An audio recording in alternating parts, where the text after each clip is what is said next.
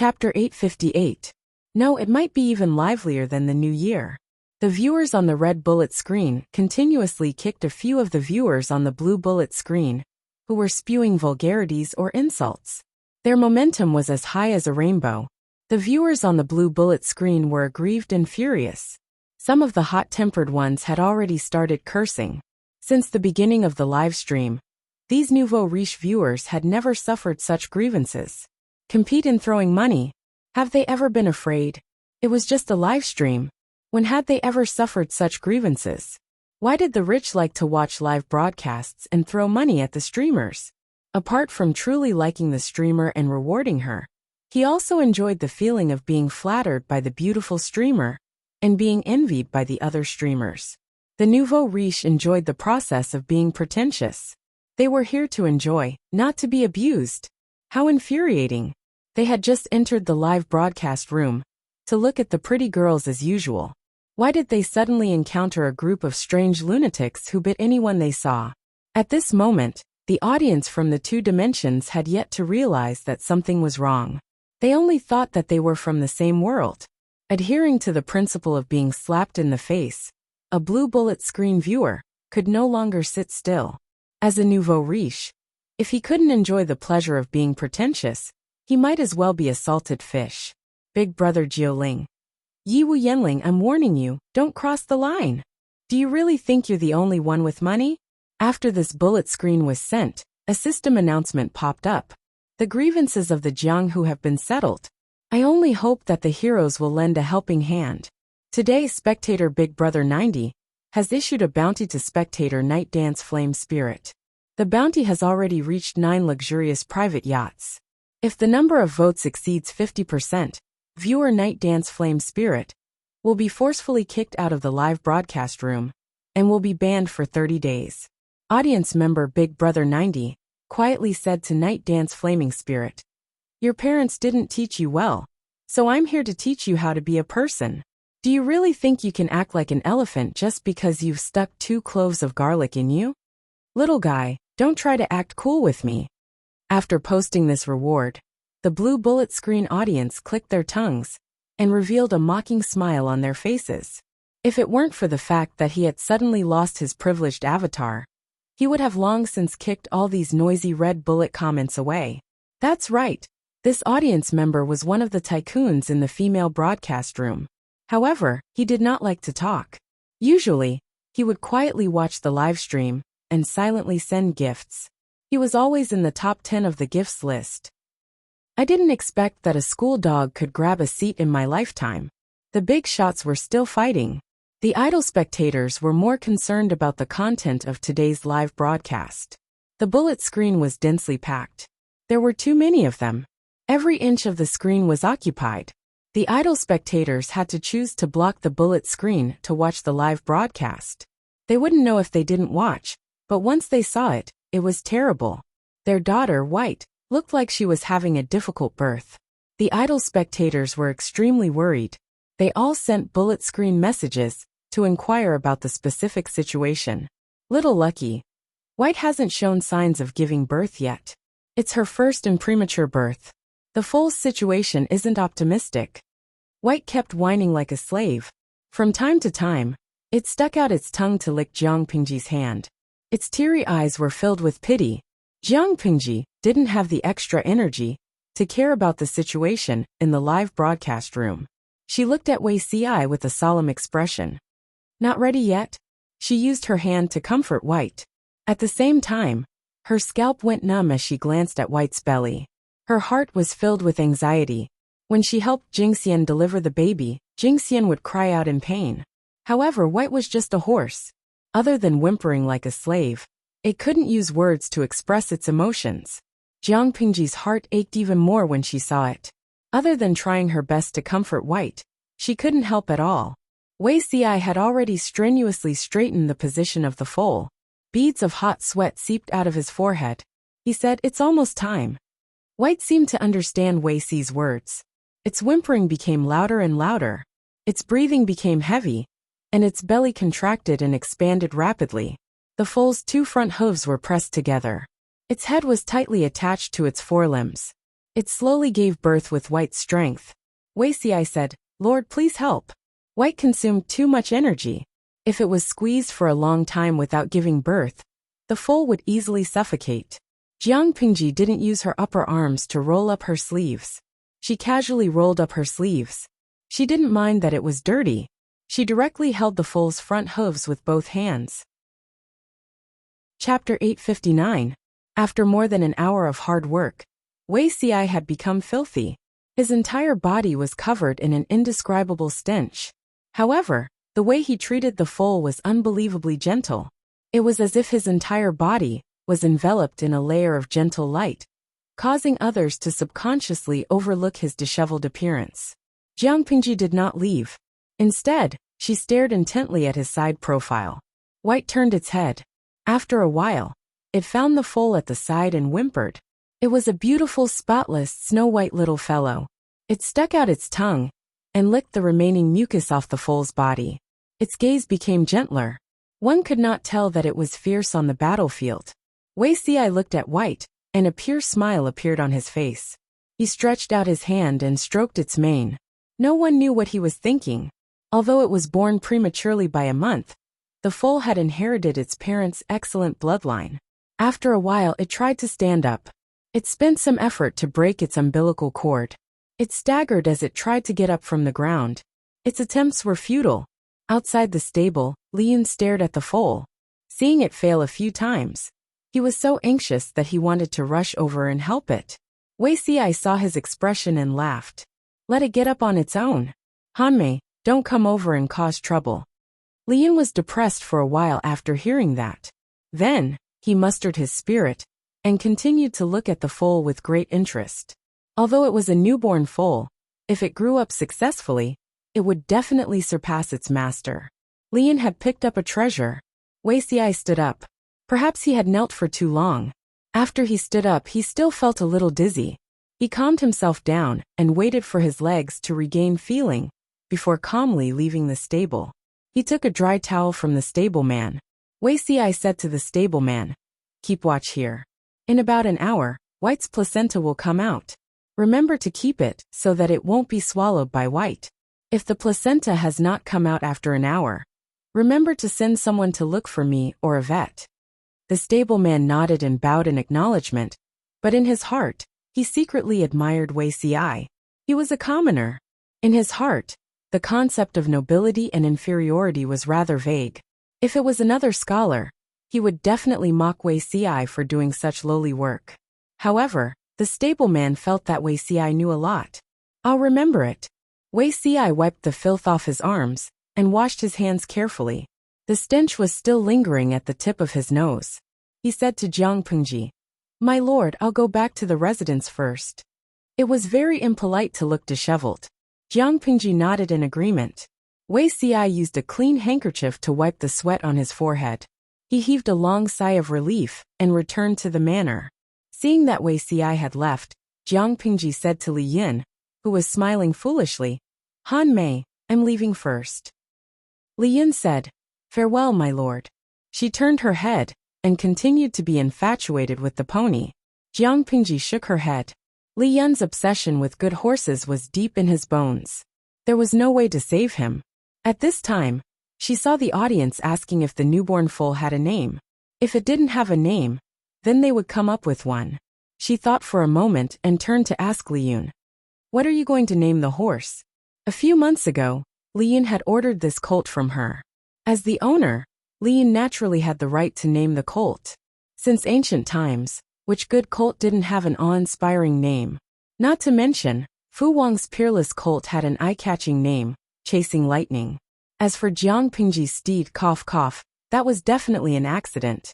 They were obviously rare peerless horses, but one was called White, and the other was called Little White. It sounded so cute. Where was the awe-inspiring name? Liyun scratched his head. He wasn't good at naming things, so he kicked the ball back to her. "Why don't you give it a name, my lord?" Jiang Pingji was silent for a moment. The audience in the streaming room went crazy with bullet screens. "Please don't let the streamer name it. She's bad at naming things." Unfortunately, their thoughts didn't reach Liyun. What they were most worried about still happened. Jiang Pingji thought for a while and said seriously, "Look at its snow-white body. Why don't we call it white?" Liyun. "My lord, can I take back my request for a name?" Jiang Pingji asked. "Is it not good?" Liyun didn't dare to say no. If he said no, Wanner would find out and cause trouble for him. No, no, no. It's a good name. I can tell it's a beautiful white horse just by hearing it. Jiang Pingji left contentedly. Liyun looked at the colt in the stable that staggered to its feet, and sighed with melancholy. Although the name White doesn't sound good, it can't be changed when the Lord gives it a name. Liyun looked at his future comrade with melancholy. He nagged the stableman to take good care of White. The stableman nodded and bowed in agreement, not daring to object. It was his fault for carelessly letting a poisonous snake into the stable and scaring the pregnant horse. His lord didn't pursue the matter, so he should be grateful. Now he had to be extra careful and take good care of the newborn colt to make up for his mistake. On the other side, Wei Xi hopped onto an inconspicuous path and returned to his mansion. When the servant saw him in such a sorry state, he almost jumped in fright. Which cesspool did his Langjun fall into? How did he end up like this? Wei Xi said calmly. Go and prepare some hot soup and clean clothes. Yes, I'll go and prepare now. The servant was very efficient. Wei Xi immersed his body in water of suitable temperature. Only then did his sore and swollen muscles relax. He washed himself with pig fungus twice to wash away the strange smell on his body. He changed into clean clothes and carefully burned some incense. After a while, he heard the gatekeeper report that someone was visiting. Who is it? Wei Xi took the visiting card and looked at the handwriting on it. He smiled. Quickly let Yumo in. He had originally planned to catch up with Cheng Jing, but he didn't expect the incident with White to happen. He was so busy that he almost forgot. He had just finished bathing, so his hair was still wet. It was very impolite to meet a guest like this. However, he and Cheng Jing were from the same sect and had a close relationship, so it was fine. Cheng Jing saw his expression and teased him with a smile. We're not in Langi now. Why are you becoming more and more lazy? Wei Xi replied with a smile. How can I be lazy when I see a gentleman? Cheng Jing almost rolled his eyes in his heart. If Wei Xi had to bathe and burn incense every time he saw him, why didn't he receive such treatment in the past? You're getting sharper and sharper. Cheng Jing smiled. Usually, you don't leave your medicine alone. Now that you're full of vigor, you should really show those who are worried about you. The land here is really good for nurturing people. Look at your complexion. You look much better than before. I'll be relieved if I know. Although Wei Xi was the last person to become Master Yuanjing's disciple, he had been studying in Langi Academy longer than Cheng Jing, who was the first disciple. When Wei Xi was born, his 8 characters were taboo. If Master Yuanjing hadn't coincidentally visited the Wei residence, there might not have been Wei Xi. Strictly speaking, Master Yuanjing not only taught Wei Xi, but he also saved his life. They were both teachers and friends. In Wei Xi's heart, Master Yuanjing was also equivalent to his other father.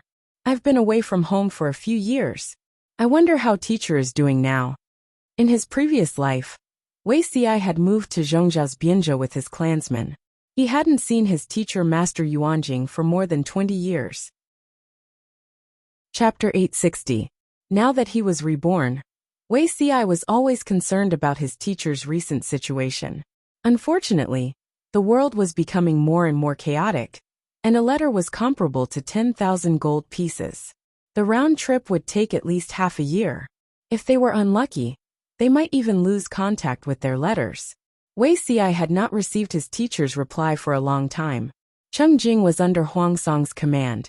Huangsong's territory was in Haozhou, which was only a month's journey away from Langi County. Communication was relatively convenient there. He said, recently, teacher has had many happy events. He's doing well. Oh, what happy event? Wei Xi was delighted. If Master Yuanjing could live a good life, he would feel better. Last year, Langi Academy recruited a student with great spiritual energy, and the teacher was overjoyed. Although this man was born in a poor family and had no parents, his talent was amazing, and his appearance was not ordinary. He was born with a cinnabar dot on his forehead, so Wunyang took a fancy to him at first sight. You also know that teacher dotes on Wunyang, and has always been worried about her marriage. Now that he had met a suitable candidate, how could he not be happy? Acting as a go-between, and helping the two of them get married. The Wunyang that Cheng Jing mentioned was Master Yuanjing's youngest daughter. Her maiden name was Zhu Qingming. Wunyang had always been fond of Wei Ci. Unfortunately, the falling flower was in love with Wei Ci, but the heartless stream was heartless. The goddess had Mengxiang, but King Wang had no feelings for her. She was not a vulgar woman. When Wei Ci explicitly rejected her, she felt uncomfortable for a while, and then let go. When he heard that Wunyang had been betrothed to someone, Wei Ci first felt happy for her. But then he frowned. The man was born in a poor family, and had no parents. His conditions were indeed a little poor. The teacher loved Wunyang so much. How could he choose such a son-in-law for her? He had always regarded himself as Wunyang's elder, and even treated her as his daughter. In Wei Ci's eyes, Wunyang's husband was naturally equivalent to his son-in-law. Usually, Wei Ci made friends regardless of one's family background. However, the standards for a father-in-law to judge his son-in-law and to make friends were different. Is this the teacher's choice or Wunyang's idea? Wei Ci knew how much his teacher loved his daughter. He wished he could pluck the stars and the moon and bring them to Wunyang. How could such a loving father choose such a husband for his daughter? Cheng Jing understood the meaning behind Wei Ci's words, and instantly understood the hidden meaning in his words. He said, although teacher loves Wunyang dearly, he won't indulge her without principles. Since he had agreed to this marriage, it was clear that his teacher was also satisfied. Come to think of it, what was so special about that person? At the end of the day, a teacher is also a father, and I still hope for my children's happiness. Wei Ci asked again. What is that person's name, and where does he live? In his previous life, he had moved to Zhongzhou with his clansmen, but he had never stopped contacting his friends. He had always kept in touch with them through letters. He vaguely remembered that Wunyang married one of his teacher's students. That person was a young scholar in Langye County, and was known for his talent. However, after the second marriage, Wunyang didn't live a happy life. In the end, she divorced and went home for some reason. Cheng Jing thought for a moment and said, I heard that he's from Zhongzhou's Bianzhou. His surname is Nie and his name is Sun. His courtesy name is Chungyan. Nie Sun? Wei Ci furrowed his brows and rummaged through his memories, but he could not find any trace of it. Cheng Jing asked, Zishao, have you heard of this person? Wei Ci shook his head. I've never heard of him. Perhaps this person is a late bloomer, and only became famous recently. Whether it was in his previous life or this life, Wei Ci had never heard of this person called Nie Sun. This was suspicious. One must know that Wei Ci had lived in Zhongzhou for many years in his previous life. Although he was an invisible person who was not valued, he still visited his relatives and friends. To put it bluntly, there was almost no famous scholar in Zhongzhou's Bianzhou that he had not met. If Nie Sun's talent could catch the eye of Master Yuanjing, there was no reason for him to be unknown in his previous life. As for the inborn cinnabar between his eyebrows, such an obvious mark, if Wei Ci had really seen or heard of it, it was impossible for him not to have any impression. Could it be that this Nie Sun had only appeared in this life? Thinking of this, Wei Ci felt relieved. The difference between his previous life and this life was too great. Even the big picture of the world had been distorted, let alone ordinary people. However, this person was born in Zhongzhou's Bianzhou. What is his relationship with the Nie family in Bianzhou? The Wei family in Langye, which Wei Ci belonged to, was a branch of the Wei family in Bianzhou. The former had fallen, but the latter was still flourishing. There were two aristocratic families in Bianzhou. One was the Wei family, and the other was the Nie family. The two families had been connected by marriage for generations, and had a close relationship. Of course, this was not the main point. The main point was that the Nie family became a hegemon in troubled times, and was the third last feudal power to be eliminated by His Majesty. Thinking back to that time, there were no less than 20 feudal lords in the world. For the Nie family to be able to survive until then, it was obvious how powerful they were. Of course, after the Nie family surrendered, They did not stop stirring shit up. Thinking of this, Wei Xi's eyes had a hint of coldness. In the case of Crown Prince Zhang, in the 18th year of Emperor Yongchen of the Jiang dynasty, the Nie family secretly added fuel to the fire. Other than large families like the Nie family and the Wei family, there were many other aristocratic families involved. If they had not instigated, schemed, and tried to sow discord, the outcome would not have been like that. He and His Majesty were responsible for their improper upbringing. But at the end of the day, these ambitious aristocratic families were the main culprits. Cheng Jing smiled and said, according to the rumors, Nie Sun was adopted by a branch of the Nie family. If he was born in the Nie family, how could he be considered to have a humble background? It was precisely because he was adopted, his background was unknown, and his adoptive parents died early, that Nie Sun was looked down upon. Wei Xi said, that's true. It's just that, this person is related to the Nie family. Why did he come to Dongqing to study? Master Yuanjing's reputation was indeed resounding, and he was comparable to a famous teacher in the world. However, aristocratic families like the Nie family had always implemented clan education and arrogantly thought that people like Master Yuanjing were just unorthodox. Even if Master Yuanjing's students were all top-notch, they were still criticized by these people. Nie Sun came to Dongqing to study, and he even became Master Yuanjing's son-in-law. Wasn't this a slap in the face to the Nie family? Cheng Jing said, I vaguely heard that Nie Sun is not from Zhongzhou, and his hometown is in Dongqing. Perhaps he came here to look for his relatives? Although Nie Sun's surname is Nie, the Nie family does not acknowledge it. He stayed in the Nie family and suffered from both sides, so he might as well come out and be independent. Heroes emerge in troubled times. Nie Sun was really talented, and he could become famous even after leaving the Nie family. Wei Xi nodded and did not say anything. He was not curious about Nie Sun, and he only asked a few more questions because he was Wunyang's husband. Naturally, there were endless things to talk about when they reunited. Wei Xi asked about the others, and Cheng Jing hesitated and said, Wenbin sent a letter recently, and it seems that he wants to go to Zhe County to take a look. Wenbin was naturally referring to Han Yu. Wei Xi remembered that Han Yu worked under Su Pei in his previous life, so he was not surprised that Han Yu went to Zhe County. What about Xiaoyin? I haven't heard from Xiaoyin for a long time. Wei Xi asked again. He remembered that Lu Zheng sought refuge with Huang Song in his previous life. Huang Song was defeated and killed himself, and Lu Zheng guarded the last isolated city and refused to surrender. When the city was breached, he cried blood and cursed, and jumped down from the city wall. If there were no changes in this life, then Xiaoyin would have gone to find Huang Song. To Wei Xi's surprise, Cheng Jing did not know Lu Zheng's whereabouts. Half a year ago, Xiaoyin said that he wanted to go to the alliance meeting, but there is no other news until now. Wei Xi choked, and then shook his head helplessly. Chapter 861. Both Cheng Jing and Wei Xi had written letters to their schoolmates, but everyone had their own plans. Han Yu and Lu Zheng had their own opinions. It couldn't be forced. Old friends reunited.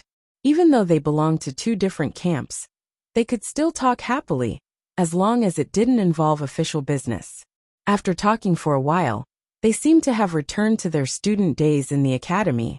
The estrangement that they hadn't seen each other for years had disappeared, and they were closer. At the same time, Jiang Pingji was also very happy that day, because the idle fish in the streaming room took all the laughs. She wore a bamboo hat leisurely, carried a fishing rod and basket, and found a place where no one was around to fish. She said she was fishing to add to the meal for her subordinates, but what was the truth? She just didn't want to stay in the government office to deal with paperwork. Fishing while watching the battle between the red and the blue in the streaming room. It was a joy in life. Obviously, the viewers on the red bullet screen were Jiang Pingji's fans, and the viewers on the blue bullet screen were her original viewers. From the beginning of the battle between the tycoon and the tycoon, the viewers on the red bullet screen fought steadily and steadily, which made the viewers on the blue bullet screen fly into a rage. In the words of the viewers on the red bullet screen, "I just like to see you fly into a rage, but can't do anything to me."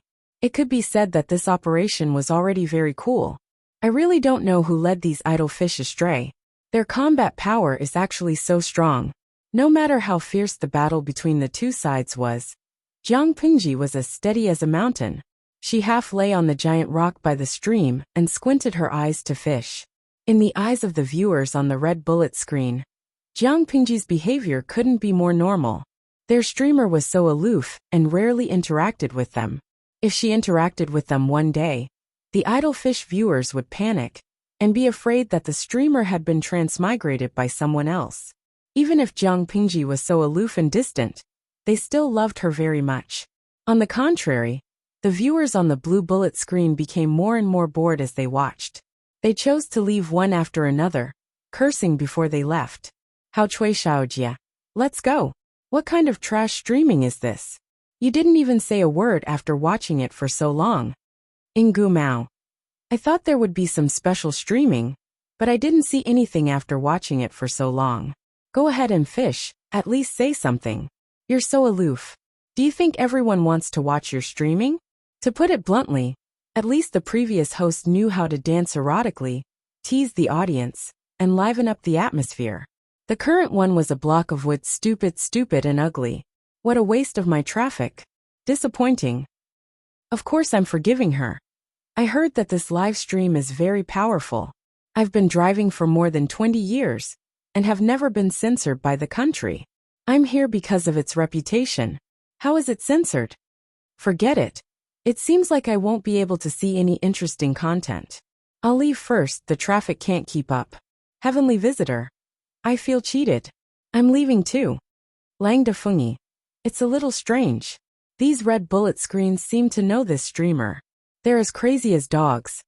Most of the blue bullet screen viewers chose to cross and leave in disappointment.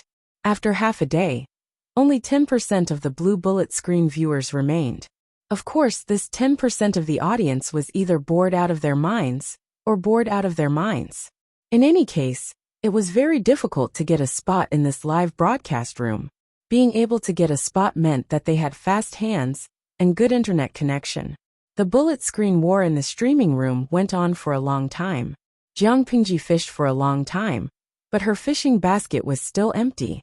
Some salted fish could not stand it anymore and urged Jiang Pingji to give up. Nuzwang Xinghang. Streamer, you'd better stop struggling. You can't even catch a shrimp, let alone a big fish. Accept the reality. Jiang Pingji's momentum was too strong. Wild animals were far more sensitive than humans. Where she was, all fishes and shrimps were basically extinct. Every time she came out to fish, other people would catch one, but she always got nothing. But fishing was about loneliness, not fish. Jiang Pingji sat cross-legged, holding the fishing rod in her right hand, her left hand on her knee, and her chin propped up. There was no one around, so she did not need to send bullet screens. She spoke directly to the audience. I see that the streaming room is especially lively today. You guys don't get along very well. What do you mean by not getting along very well? The salted fish were stunned, and it took them a while to react. Little angel. People with different beliefs cannot make plans together. There's no way we can get along. Streamer, do you know where these bumpkins on the blue bullet screen came from? The originally good atmosphere had unexpectedly turned into a mess. If I had known this would happen, I would not have leveled up. I'd rather fight with countless salted fish for 15 spots in the streaming room than stay in the same streaming room with these losers all day. Guikai Guofengxio. I don't want to get along. I'm so angry that I want to jump up and beat their heads. I'm so angry. Jiang Pingji rolled her eyes in front of everyone, like a salted fish that was stranded on the shore. She yawned. People from 2 dimensions are fighting for a limit of 850,000 people. People of all kinds can sneak in.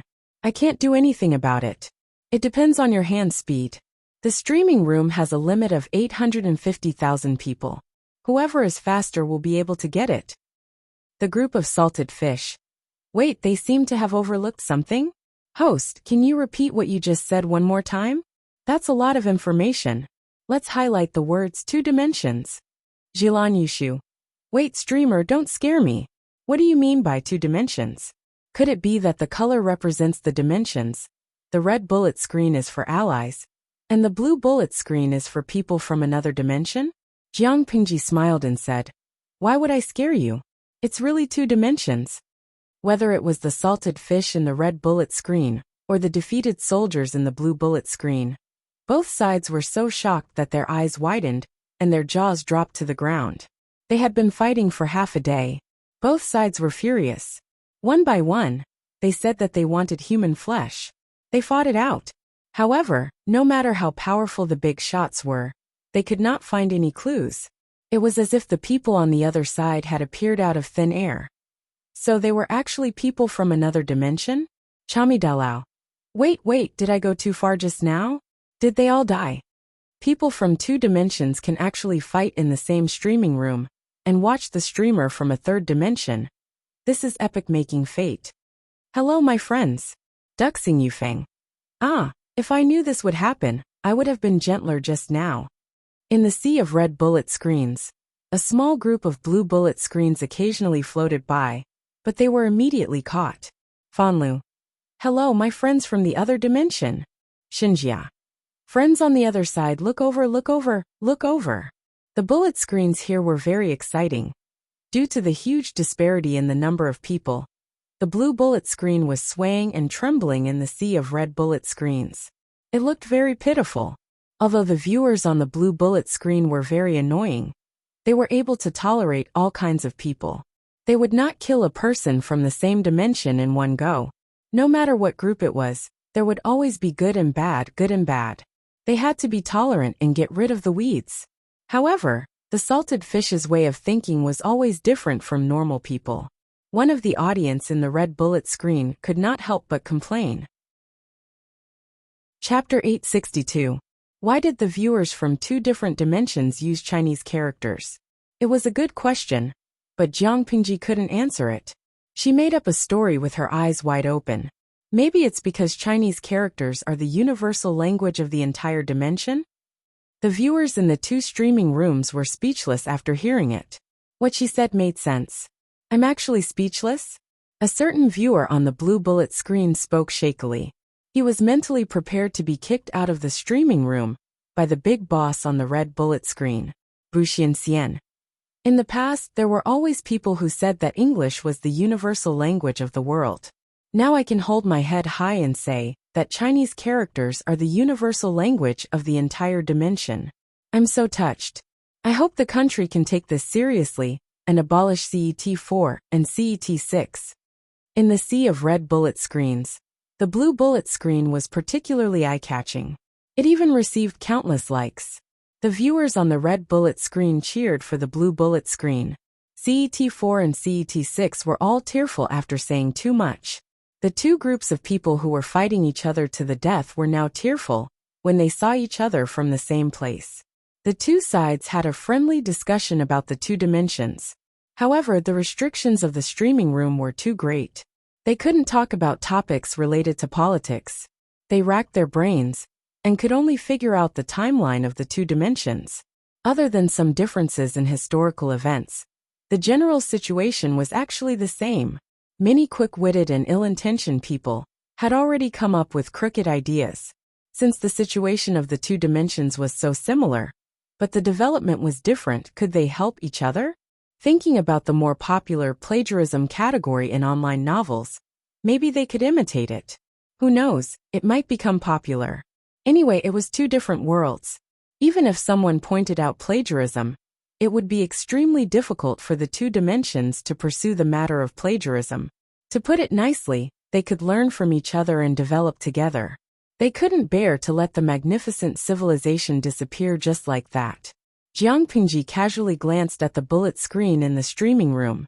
Many viewers also noticed it. Some felt that plagiarism was wrong. Some felt that since they were from 2 dimensions, what was wrong with exchanging civilizations?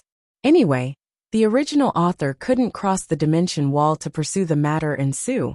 Online novels were all like this. No one would know even if they plagiarized.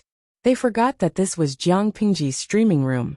As a streamer in a level 6 streaming room, her authority was higher than before.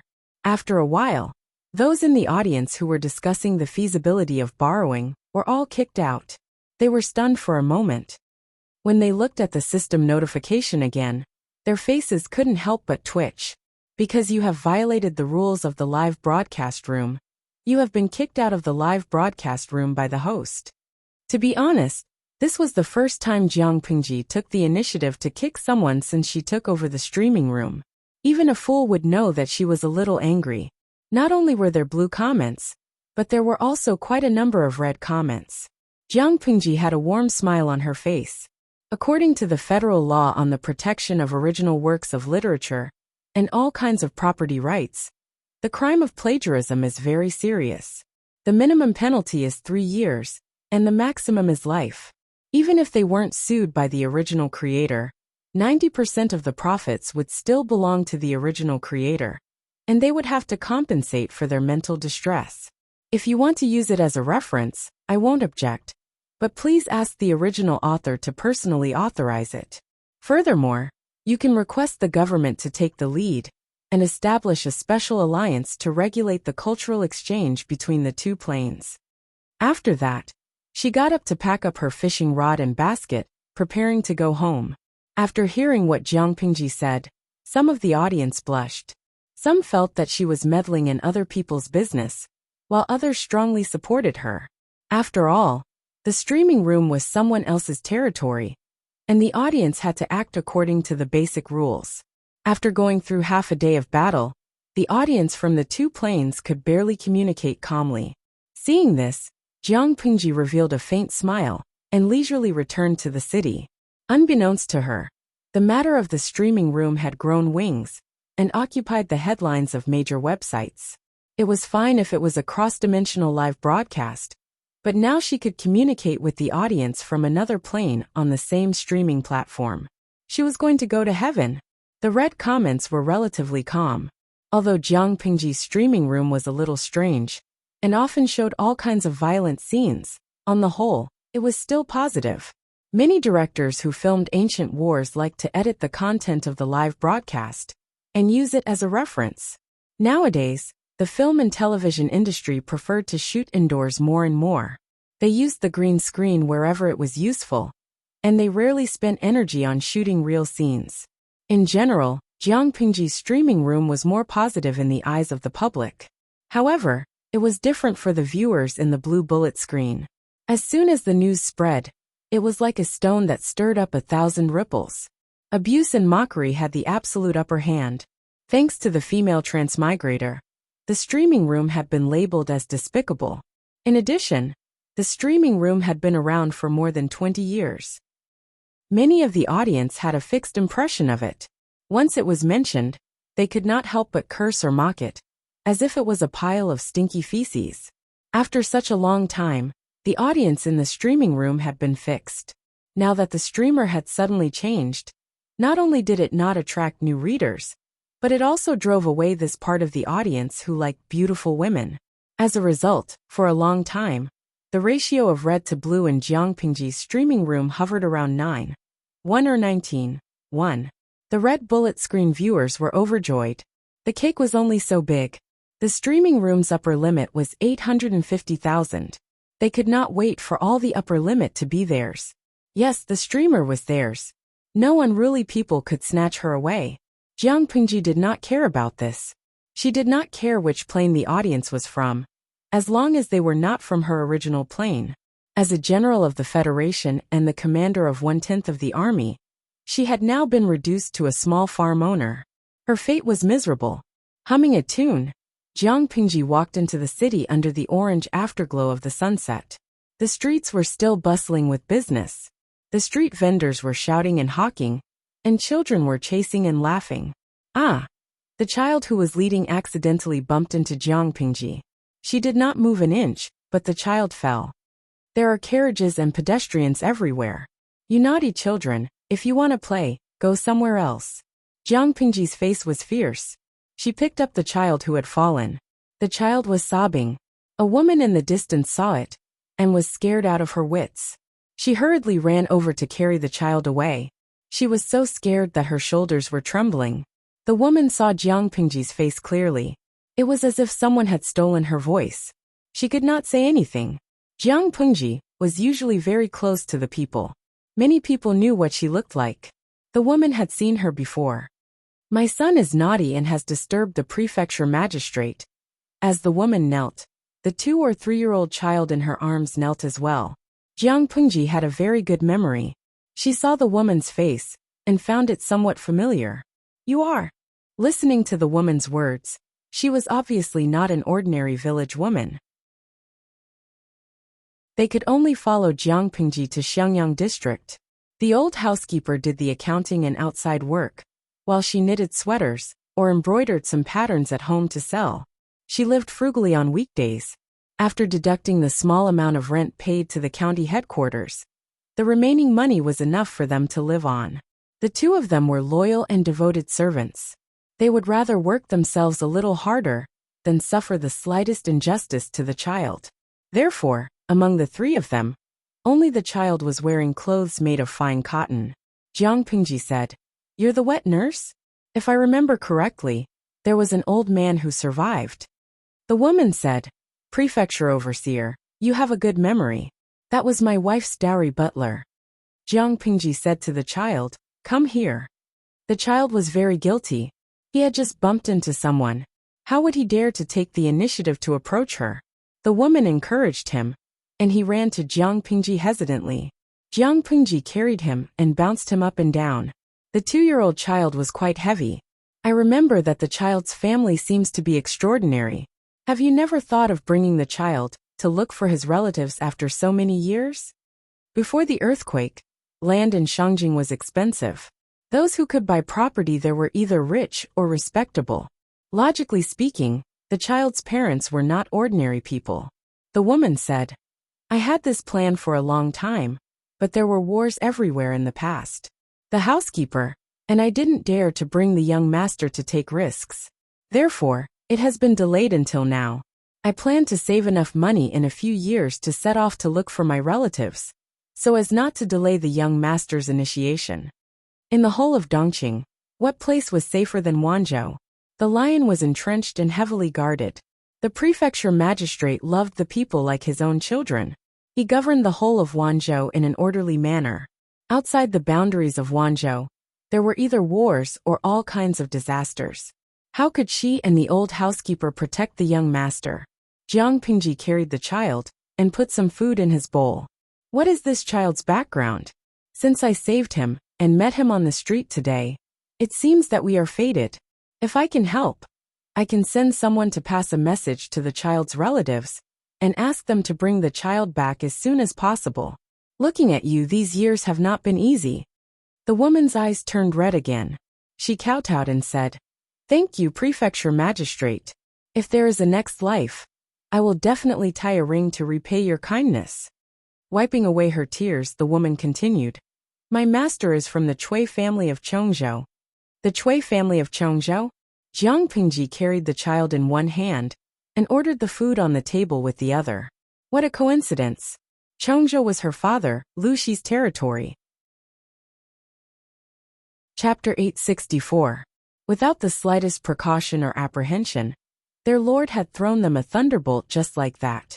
Just 6 words, like a sudden clap of thunder, shocked the 3 trusted advisors so much that they didn't know what time it was. Attack the northern borderline now? My lord, you want to ascend to the heavens? What are we going to use to fight? Our heads. Even Feng Zhen, who was always joking and frivolous, was so frightened by Jiang Pengji that he didn't dare to speak.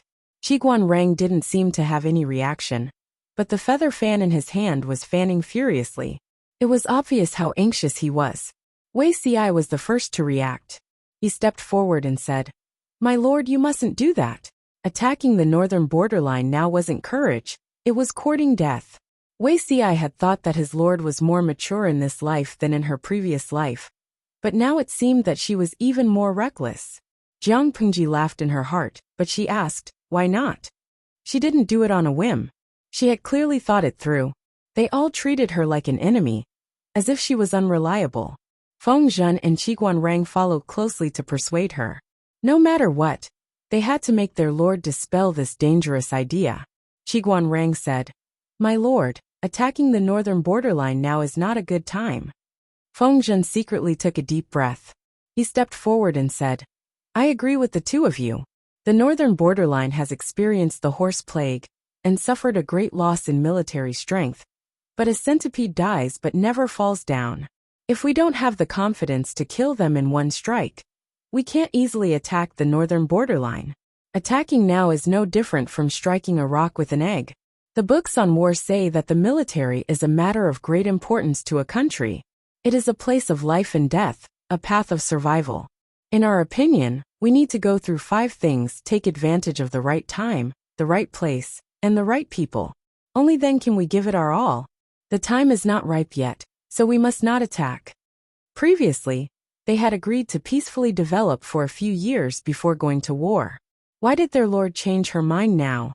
The 3 of them groaned in their hearts, but they also understood Jiang Pengji's temperament.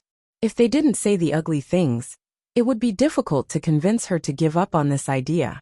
Jiang Pengji sat in the seat of honor and leaned against the table. She said to Feng Zhen, "Zisher, continue." Feng Zhen said, "The so-called 5 things are Tao, heaven, earth, general and law." The so-called Tao referred to the agreement between the Lord and the generals, and they could live and die together. The so-called heaven referred to the seasons and climate. The earth referred to the terrain conditions. The general referred to the martial arts and abilities of the generals. In the future, the family property would definitely be divided between the 2 children. The stepbrother was now 14 years old. In a few years, he would be able to establish his own family. If he was ambitious and competed with Jiang Pengji, it would indeed be troublesome. The external threat had not been resolved yet, but internal problems had arisen. If the siblings fought and held each other back, how could they stand firm in this chaotic world? The best way was to completely stabilize their position and power before the stepbrother grew up. Now that Jiang Pengji wanted to attack the northern borderline, it was an excellent excuse to take over the military power of Chongzhou and Hu County from Lu Shi's hands. The 3 trusted subordinates had their imaginations run wild. They were all convinced by their own ideas. Jiang Pengji could not help but laugh. She was unwilling to explain too much. They would know the truth when the time came. Lu Shi naturally supported her. However, even if she was Lu Shi's daughter, the aristocratic families in Chongzhou and Hu County might not be willing to accept her. Jiang Pengji did not want to attack the northern borderline a few years later. Her subordinates were still disorganized and in a mess. She continued, "Today I met someone. This person may be the breakthrough point for us to gather the forces in Chongzhou. Chongzhou and the northern borderline are borderline. Once war breaks out, it will definitely be embroiled in the flames of war. As for Hu County, that place has a vast land but a small population. Although it produces a lot of grain, if we farm for a few years, it will be enough for the war.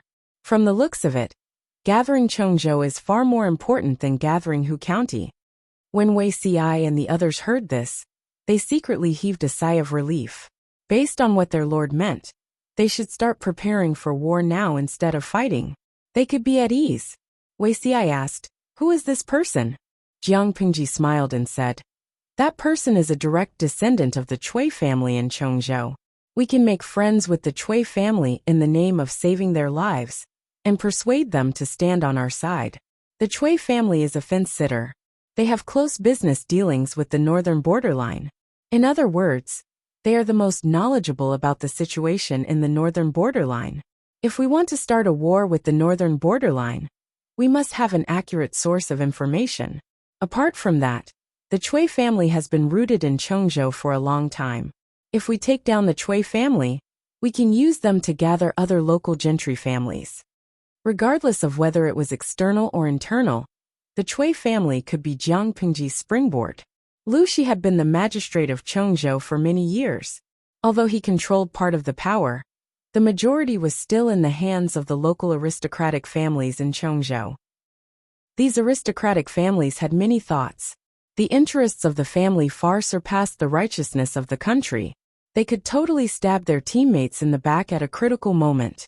Jiang Pengji did not want someone to plot against her behind her back when she was fighting a war.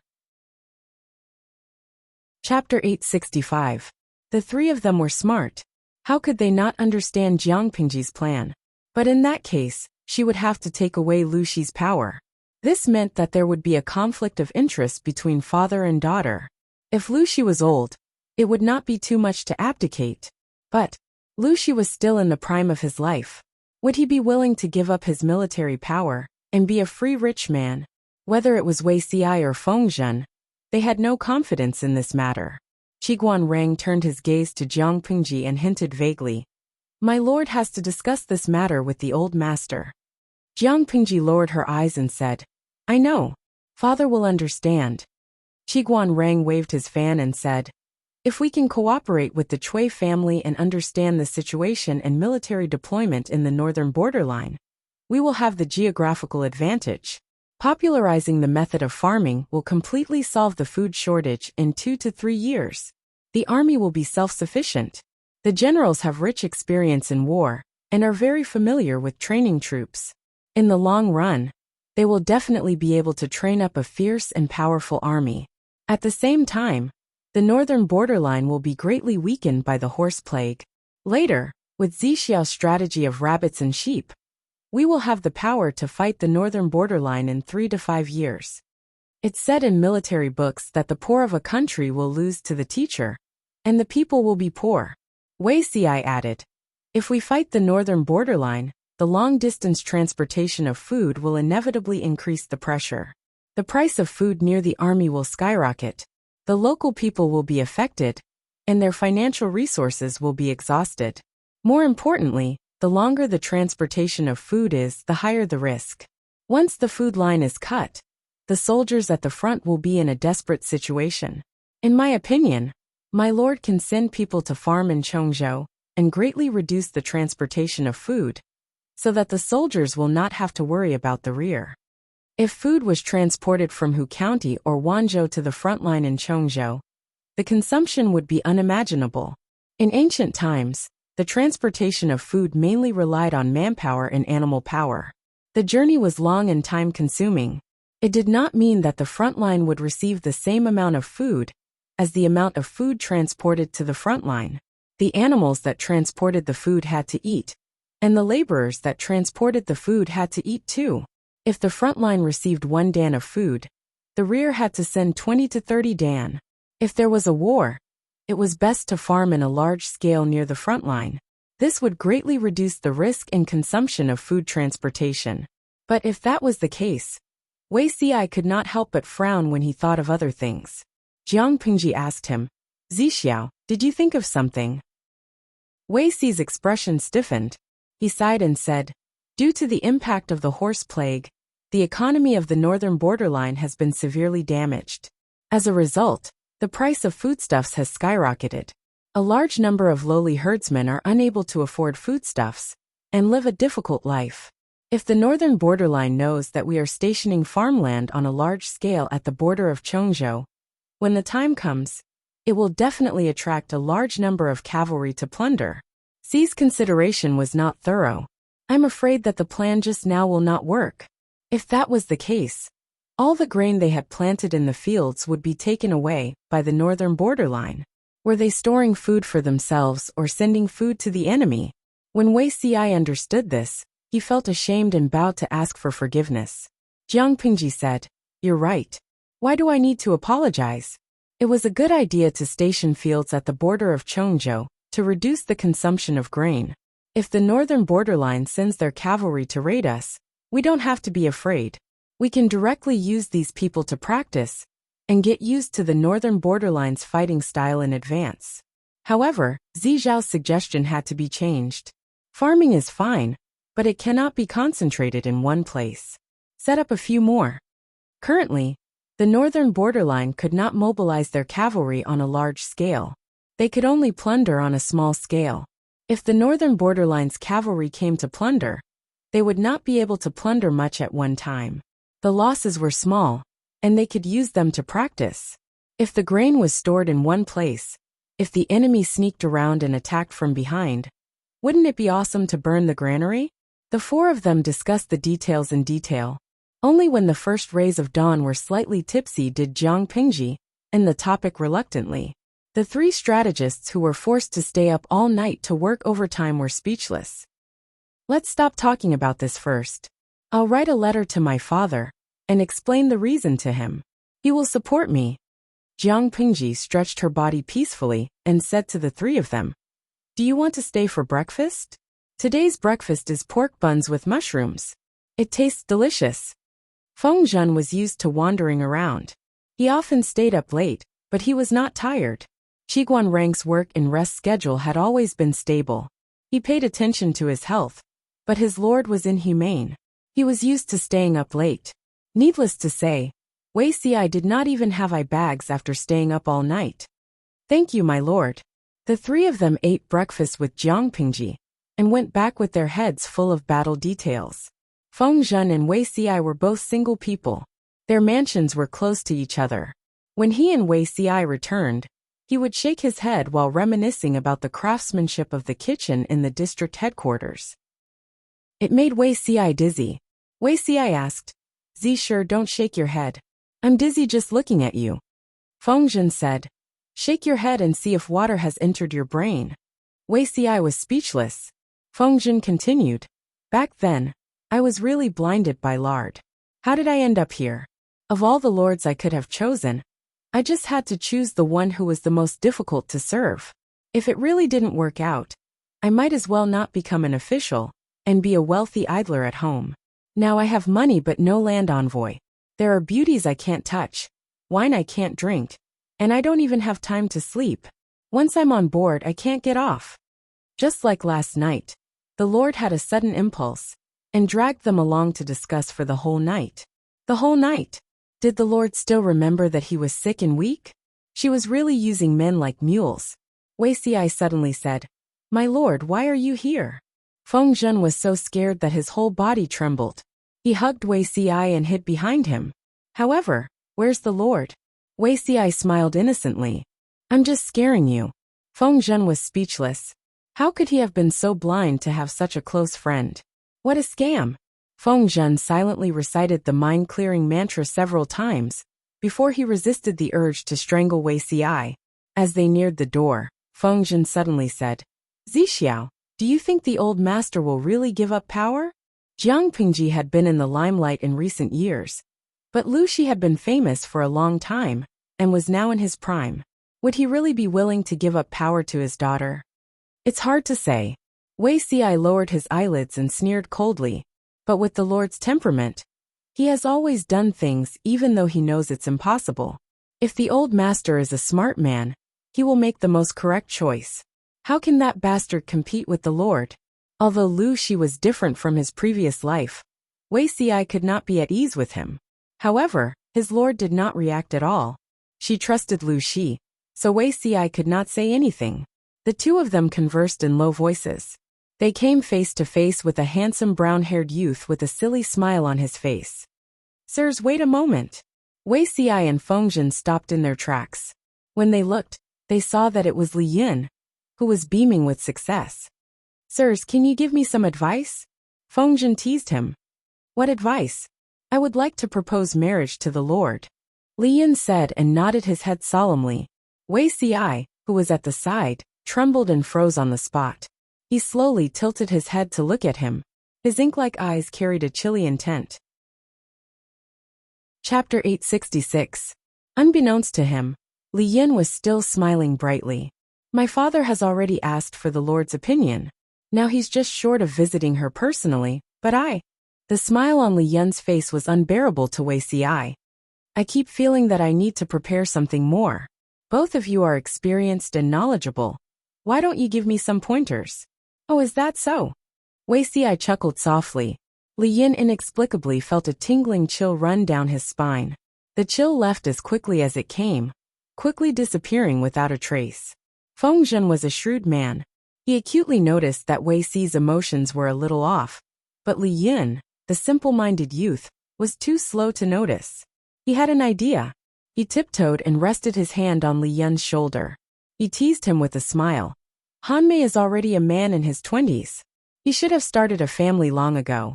This is a rare joyous occasion in Wanzhou. It must be a grand affair. It must be done in a lively and joyous manner." Wei Xi's thoughts went astray for a moment, but Feng Zhen would not misunderstand. There were indeed a lot of bachelors in Wanzhou. Now that Li Yun was leaving the group, it was a joyous occasion. Come, come, come. Let me, an experienced man, give you a few pointers. There's no use asking Zixiao. He's still facing a big problem himself. Feng Zhen and Li Yun put their arms around Li Yun's shoulders, a mischievous smile on their faces. Li Yun subconsciously felt that Feng Zhen was unreliable, but he was not wrong. Although Feng Zhen was unrestrained, he was still a married man. He had a well-behaved, adorable and sensible son. What about Wei Xi? It was true that he was gentle and humble, but he was still a bachelor. Asking for pointers on such matters was indeed a little irrational. Please enlighten me, Mr. Feng, Li Yun said obediently. Feng Zhen glanced at Wei Xi out of the corner of his eye. He saw that Wei Xi's brows were furrowed, and there was a hint of forbearance and restraint between his brows. He laughed inwardly. Men should get married when they're of age, and women should get married when they're of age. The two of you are in love with each other. This is truly a golden marriage bestowed by the heavens. Feng Zhen pretended to exaggerate, wishing that he could praise Li Yun and Shangguan Wan to the heavens. Li Yun, an unmarried young lad, blushed and was so embarrassed that he didn't even know where to place his hands. Feng Zhen even said, Han Mei, listen to me. You only need to run to the Lord and express your sincere and passionate feelings to the person you love. Believe me, no woman in this world can resist such a passionate and unrestrained confession. Li Yun was so embarrassed that he felt as if smoke was about to come out of his head. He had also said implicit words of love to Shangguan Wan before, but he had never said them so bluntly. Who would have thought that Mr. Feng, who appeared to be a debauchee, was actually a passionate person? His petite body hid a bold and unrestrained soul. Li Yun said shyly in a low voice, Isn't this too offensive? I'm afraid that Lord will despise me and say that I've offended a beauty. Feng Zhen laughed and said, What are you afraid of? A chaste woman is afraid of a clingy man. She might say you're rude, but who knows how shy and happy she is in her heart. Li Yun was about to nod when he heard Wei Xi reprimand him, while suppressing his anger. How rude, how impudent. Li Yun was stunned. He turned to look at Wei Xi, but all he could see was the other's back as he turned to leave, and his wide sleeves fluttering in the wind. Mr. Wei, this is...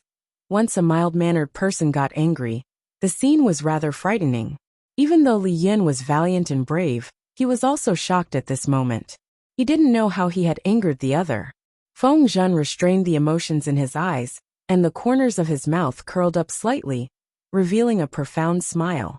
Li Yun muttered, Mr. Wei has always been self-restrained and polite. Mr. Feng's words just now must have displeased him. Indeed, such a solemn event as a marriage proposal should be carried out with respect, and not blindly guided by Mr. Feng. Feng Zhen heard Li Yun's mutterings and scoffed lightly. He said, Concern leads to confusion. Even he, Wei Zixiao, is no exception. Li Yun continued to be confused, not understanding what Feng Zhen meant. Feng Zhen saw that his brain wasn't working properly, and gave him a loving look, as if he was looking at his own silly and adorable son. If you don't understand, then don't think too much. It's useless even if you understand, since the Lord has already agreed to your marriage with Wan Yangzi, and Wan Yangzi has feelings for you. You just need to follow the old tradition of the 3 letters and 6 rites, and do it step by step. I'll be waiting to drink your wedding wine. Li Yun was dejected. After going around in circles, Feng Zhen still hadn't come up with any good ideas. After easily dismissing Li Yun, Feng Zhen was so worried that he paced in circles 3 times. Feng Zhen knew that with Wei Xi's brain, even if his IQ went offline, it would only be for a short period of time. Once Wei Xi had time to calm down, he would definitely realize that he had made a mistake. Thinking of this, Feng Zhen hurriedly chased after Wei Xi and shamelessly went to his house. I didn't expect this. Feng Zhen hadn't even entered the main hall, but he was already filled with excitement, as if he had discovered a new continent. Didn't expect what? Wei Xi had been back for a while. He knelt near the table and stared coldly at the boiling tea stove. He already knew that Feng Zhen would come, but he was secretly annoyed at himself for not being patient enough to have such a stupid misunderstanding. I really didn't expect that you, Wei Zixiao, would have such thoughts about your lord. Feng Zhen lightly slapped the table. The sound wasn't loud, but it was enough to make one's heart tremble. When Wei Xi heard this, he suddenly raised his head. His ink-black eyes contained an undisguised sharpness. Sure, you can eat whatever you want, but you can't say whatever you want. When did I ever have any disrespectful thoughts about my lord? Feng Zhen had a smile on his face as he sat beside Wei Xi. Just disrespectful thoughts? Feng Zhen wouldn't let this opportunity slip by. It was rare to see Wei Xi being forced into a corner. No matter what, he had to enjoy it. He said aggressively. No matter who it was, when they first heard that Han Mei wanted to propose marriage to my lord, the first thought that came to mind was that he wanted to propose marriage to my lord and marry Shangguan Wan. But you're different. Your first thought was that Han Mei wanted to propose marriage to my lord and marry her. Do you think it's reasonable to say that you don't have any other thoughts about my lord? Wei Xi opened his mouth. His secret thoughts had been exposed by Feng Zhen, and for a moment, he didn't know how to refute. His glib tongue that flowed like a river didn't have any effect on him at all. Absurd. He could only spit out these two words. Feng Zhen, who had been imposing just a moment ago, raised his hand and put it around Wei Xi's shoulder the next second, looking like a good brother. My lord isn't married and you aren't either. Isn't it normal to have such thoughts? Feng Zhen said. Why are you so secretive about it? Look, you almost scared the little angel Han Mei just now. Wei Xi raised his hand and brushed Feng Zhen's hand away. His expression was dark and solemn, and he looked at Feng Zhen with even more vigor. How can a person like my lord be disrespected so easily? I don't want to hear such words from you again. Xi and my lord are innocent. Chapter 867. Wei Xi said, My lord, you have yet to succeed in your hegemony. You should not be hindered by this kind of love affair. At this moment, Feng Zhen made an inelegant gesture of using his little finger to pick at his ear, directly outsmarting Wei Xi. Did you hear that right? According to Zixiao's meaning, doesn't that mean that the lord and you are a couple and have an affair? Feng Zhen looked as if he had discovered a new continent. He said, Just now, I only said that you secretly admired the lord, but I never said how the lord reacted to you. Why is it that you and the lord are in love with each other? Could it be that there's more to it? Wei Xi's face paled. He realized in hindsight that he had been tricked by Feng Zhen, and was furious. If not for his good upbringing, he would have long lost control of his impulse, and kicked Feng Zhen out of the house. You have a beautiful face and a charming body. You deserve to be loved by others. For example, Xingyue. Don't you have many women in your boudoir?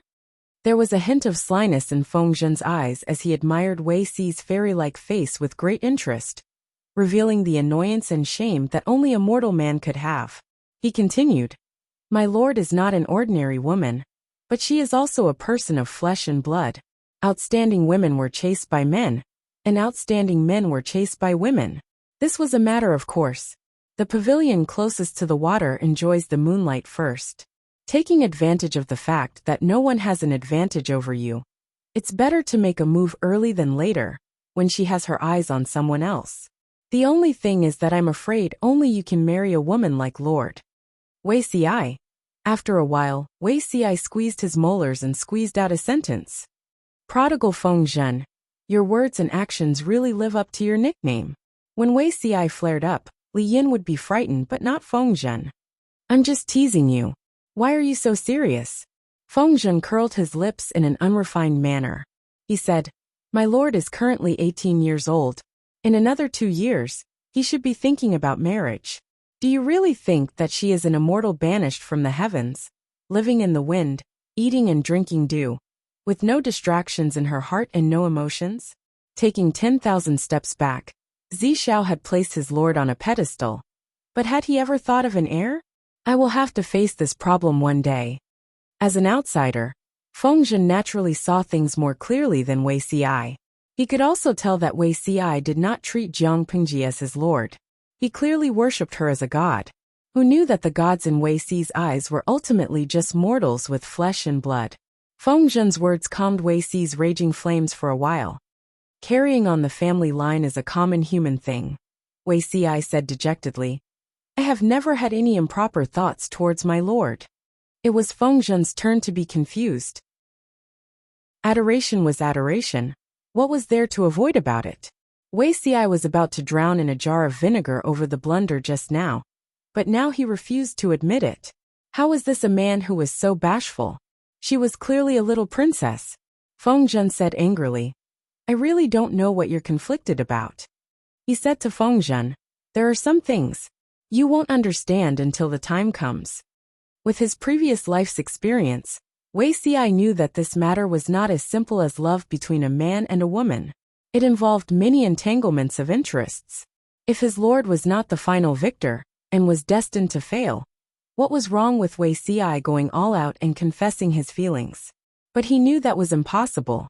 His lord would definitely win, and she would create an unprecedented golden age for all the people in the world. Wuxia did not want to be a stain on her reputation and give those gossipy people a reason to attack her. If possible, he hoped that he could stand by her side and quietly sweep away the pebbles for her, so that she could walk more steadily. Feng Zhen wanted to tease him a little more, but he saw Wuxia's deep frown. The pain on his face did not seem fake, so he could only stop. He was a prodigal son. How could he understand the principle that the more Wuxia liked and admired, the more he dared not approach? It won't be you. It will always be someone else. Feng Zhen folded his hands into his sleeves. Every word he said was like a knife stabbing into Wuxia's heart. Just now, Hanmei only made a slip of the tongue, and you're already so jealous. When the nightmare comes true, TSK, Feng Zhen added. Why can't you understand? Wuxia responded with silence. The prodigal son said, I don't understand what you're worried about, but if you think about it carefully, I guess I can guess a thing or two. You're just worried about the gossip of others and the fight for the heirs in the future? It's not difficult to talk about it. Why don't you just change your surname and marry into her family? Wuxia was speechless. To prevent Feng Zhen from going too far, Wuxia could not bear it anymore and said, It's not just that. Feng Zhen asked, Then what is it? Wuxia rubbed his brows and said, Do you think it's possible for my lord to become the emperor? Feng Zhen thought for a while and said, If she can successfully get rid of the calamity of the northern borderline, my lord will be able to add 9 pebbles and become her own emperor. If she could conquer the northern borderline, plus half of Dongqing's territory, it would not be too much to make her own emperor. Wuxia asked again, If a woman becomes the emperor, will her husband be the ruler? Feng Zhen instinctively wanted to reply, Ridiculous, but he suddenly paused. Wuxia smiled bitterly and said, If her husband is the ruler, it will undoubtedly be the ruling family of the empress. Chapter 868. Feng Zhen, who had been tricked by Wuxia, pondered for a long time but still had no clue. Wuxia even kindly made him a cup of tea. Thank you. Feng Zhen thanked him as he accepted it. Just as his lips touched the rim of the cup, he suddenly realized that it was not right. He had almost been fooled by Wuxia. She looked up and saw Wuxi's frowning eyebrows. His eyes, which seemed to be painted black, flickered with a dense gloominess. Seeing this, Feng Zhen's heart softened. He swallowed the words that were stuck in his throat, and did not continue to make things difficult for Wuxia. I'm tired, so I decided to stay in your residence for a while. Feng Zhen's eyes turned as another idea popped into his mind. He said shamelessly, In the past, you and I used to sleep together and talk through the night about world affairs. Now that I think about it, it's been so long. Wuxia glanced at him out of the corner of his eye and said, There are still guest rooms in the residence that are empty. It was not that Wuxia was stingy, but Feng Zhen's sleeping posture was comparable to Lu Zheng's.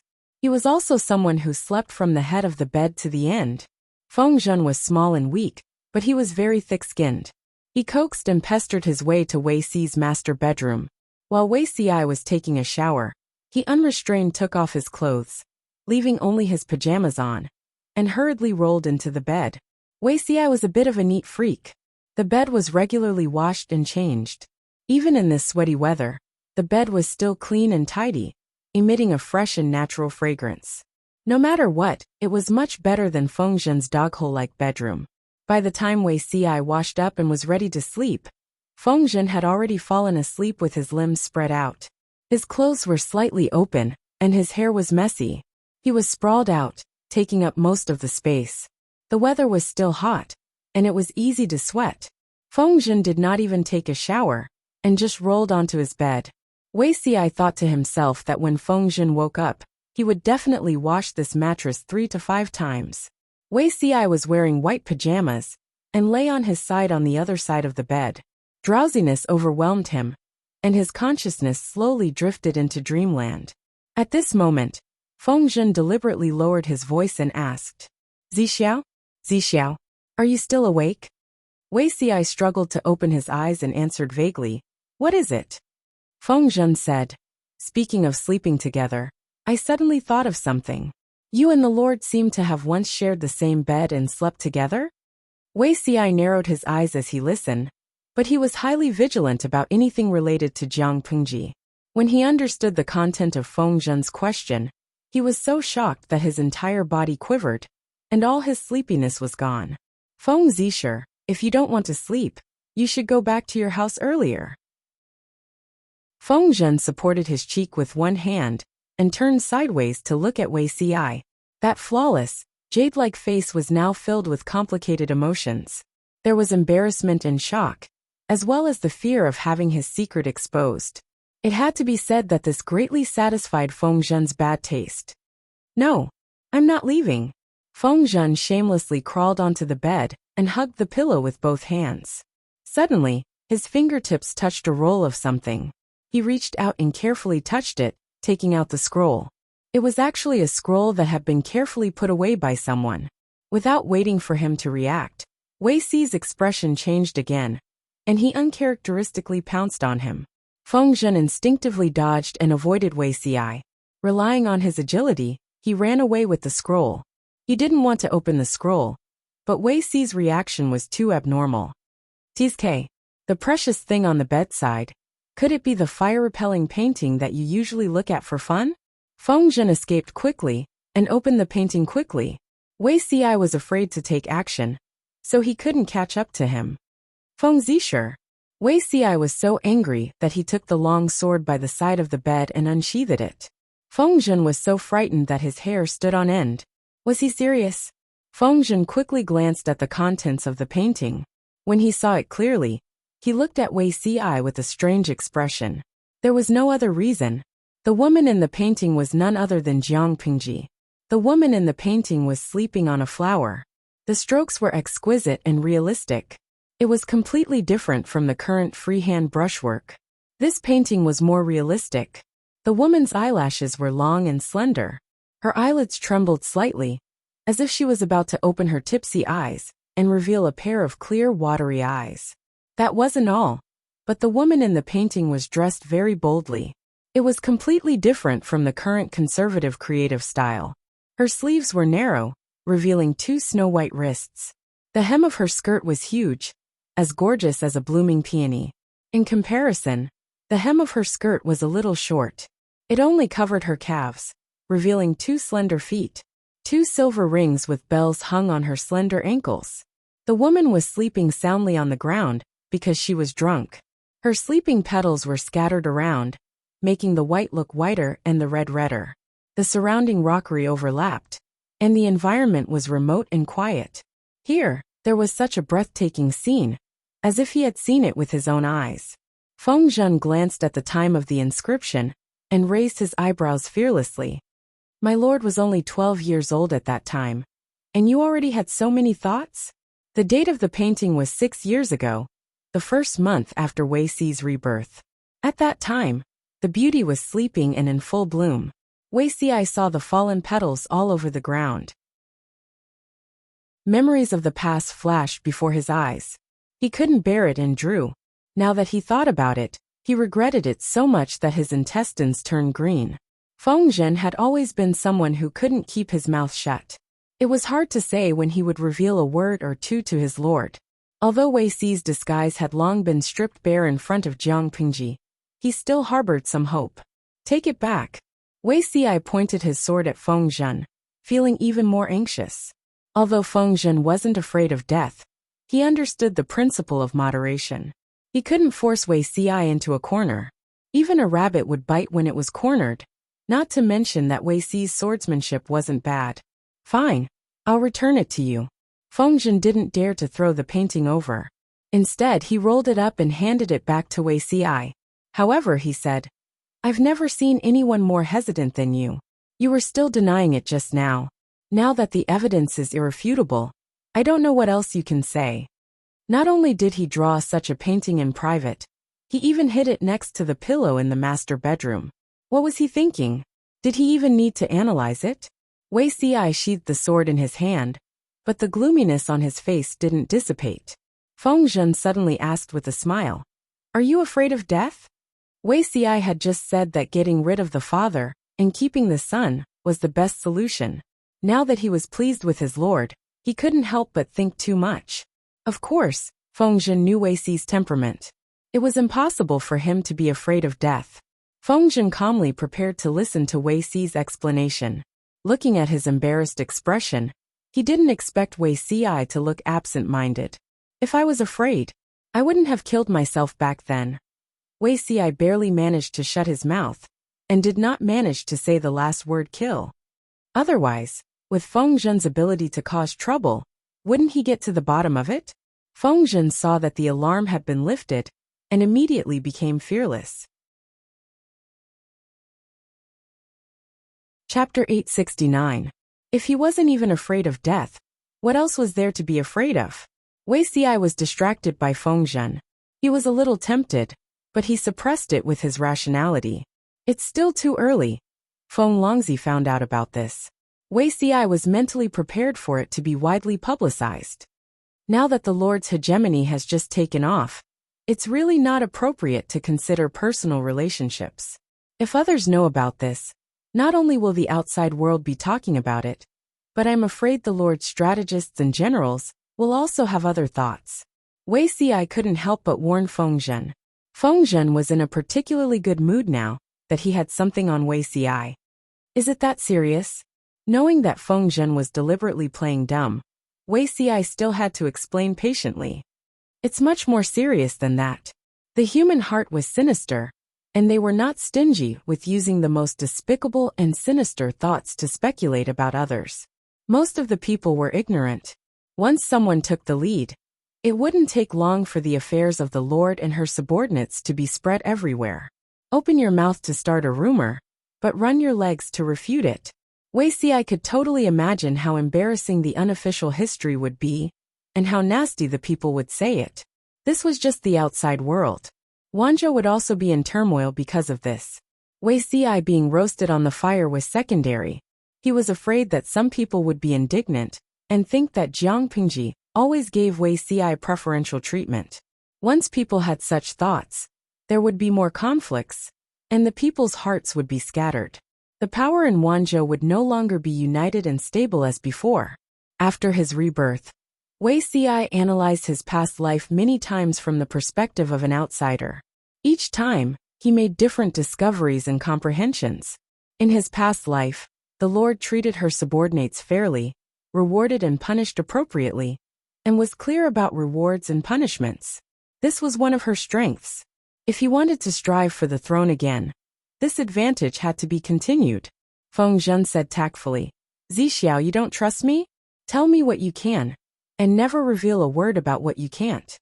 Wei Xi snorted. Of course, he knew that Feng Zhen seemed to be unrestrained, but he was actually very careful. I hope so. Feng Zhen said to Wei Xi, I've always felt that something was wrong. Although you didn't say anything, I always felt that you had a lot on your mind. You're sensitive and thoughtful. This is both your strength and your weakness. If there's something that's hard to say, you can tell me. Why do you have to suffer? No matter what sorrowful things were, once they were spoken, they would feel carefree. Wei Xi sneered coldly. If he were to treat Feng Zhen as someone he could confide in, wouldn't the other party be able to grasp hold of his weaknesses? If Feng Zhen threatened him with this and asked him to cover for him, help him skip work, secretly drink, and visit brothels, what should he do? Don't think that Feng Zhen wouldn't do something like that. Wei Xi knew very well what kind of unreliable things Feng Longzi had done in his previous life. He bullied Li Yun, Dian Yin and the other generals, who were all honest people. He cheated them of their salary to buy wine and often skipped work. His crimes were too numerous to list. Happiness should be enjoyed in time. How can it be delayed? Feng Zhen said. When people live to 100 years old, what they seek is to be free and unfettered, to enjoy themselves in the moment. Therefore, he could not understand why Wei Xi was so cautious and indecisive, hoping to have the best of both worlds, but in the end, he could not get anything good from either end. He who is sensitive and thinks too much will not live long. Perhaps there were more inside stories that he did not know, but from what Feng Zhen could see, if Wei Xi continued on like this, he would only hurt himself and others. No, not necessarily hurting others, but definitely hurting oneself. He rolled up the blanket and went to sleep, leaving Wei Xi stunned on the spot with a thoughtful look on his face. On the other side, Li Yin also obediently hired an iceman to hunt a pair of wild geese. The 3 letters and 6 rights were all there. Due to the special circumstances, the whole process only took about half a month. Cheng Jing completed the task that Huang Song had given him perfectly. He had quietly returned with a secret letter from Jiang Pingji and did not attend the wedding. Although time was tight, Jiang Pingji did not mistreat Sheng Guanwan. Everything that needed to be prepared had been prepared for her. It was as if she was marrying her younger sister. Speaking of marrying her younger sister, Jiang Pingji was also experienced. She only cared about the overall situation, and the other details would be taken care of by others. A few days before the wedding, the smile on Li Yun's face never disappeared.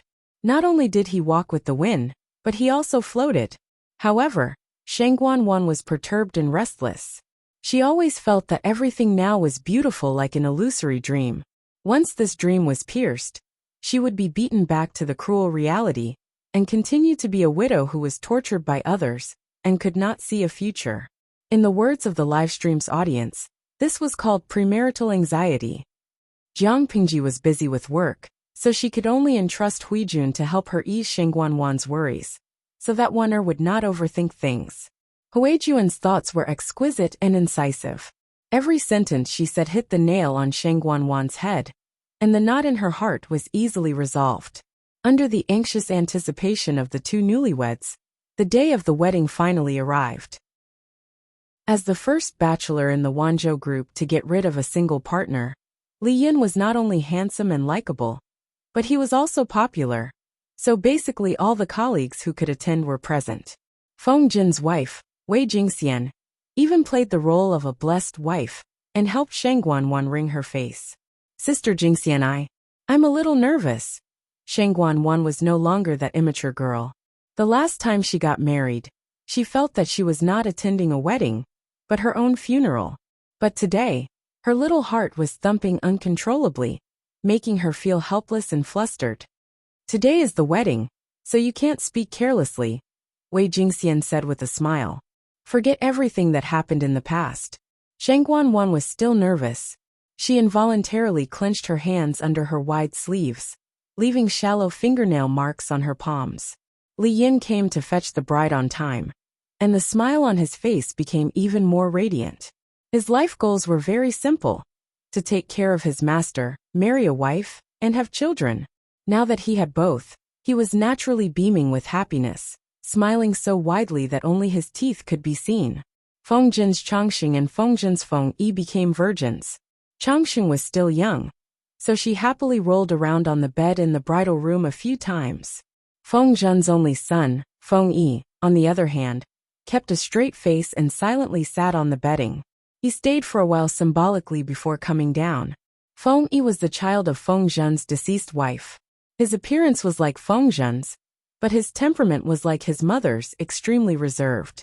Because he was born prematurely, Feng Yi was slightly weaker than Feng Zhen, and rarely appeared in front of others. When the crowd saw Feng Yi, they were so shocked that they forgot how to speak. A guy like Feng Zhen, who had no boundaries, actually gave birth to a serious and refined son. It was a genetic mutation. Hello, uncles. Feng Yi bowed obediently. At such a young age, He already had the demeanor of a gentleman. Today is Uncle Hanmei's big day. You don't have to be so formal. Feng Zhen caressed his son's hair and casually dismissed him. He had no choice. With his own son by his side, he couldn't drink to his heart's content. You have to have the demeanor of an elder brother. Don't bully the weak. Feng Yi looked frail, but his demeanor was excellent. He really lived up to the name Feng Zhen had given him. The crowd was dumbfounded. They thought that a prodigal son like Feng Zhen would give birth to a son who was extremely daring and dared to dance on his grave. But what happened? Good bamboo shoots come from evil bamboo. Feng Zhen's face immediately darkened. Who was he calling an evil bamboo?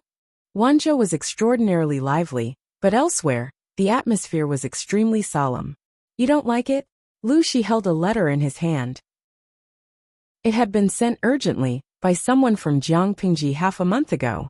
In front of him knelt a handsome young man of about 13 or 14 years old. His facial features were somewhat similar to Jiangpingji's. Your son wouldn't dare. That's good, Lu Shi said. He picked up his pen and wrote a word at the end of the letter. Chapter 870. Today was Han Mei's wedding day. Jiangpingji released a notice a few days in advance. The viewers on the red bullet screen were already rubbing their palms and rubbing their hands. They displayed the super-fast hand speed that they had gained from being single for more than 20 years. Under the mad scramble, the ratio between red and blue reached 24:1. There was a total of 816,000 viewers in the 850,000 live stream channel. Even so, there were still quite a number of red bullet screen viewers who complained about the blue bullet screen. When Su Ku and Xuanmei got married, Jiangpingji was only a level 4 streamer, and the upper limit of her streaming room was only 150,000 viewers. When it was Li Yun and Shengguan Wan's turn to get married, Jiangpingji was already a level 6 streamer. The upper limit of her streaming room had reached 850,000 viewers. One could totally imagine how crazy the rewards on this day were. Not to mention the small rewards, the large rewards that were announced in the live broadcast room were even more explosive. They filled every corner of the live broadcast screen and did not stop for a long time. If the audience did not block the reward effects, they would not be able to see the live stream at all. The blue bullet screen viewers were so shocked by such a grand occasion that they could not close their mouths. It was a wedding between two people who had nothing to do with each other, yet they did not broadcast the actual scene of the bridal chamber. What were these lunatics so happy about? The viewers in the red bullet screen indicated that they were willing. Jingyang Wenf, I'm heartbroken. My husband is going to marry another woman, and I still have to give him a wedding gift. How miserable. After sending this bullet comment, the nouveau riche waved his hand and threw out 99 luxurious private helicopters. Zigai Dongdongzui. I'm different from you sluts. I'm marrying my son.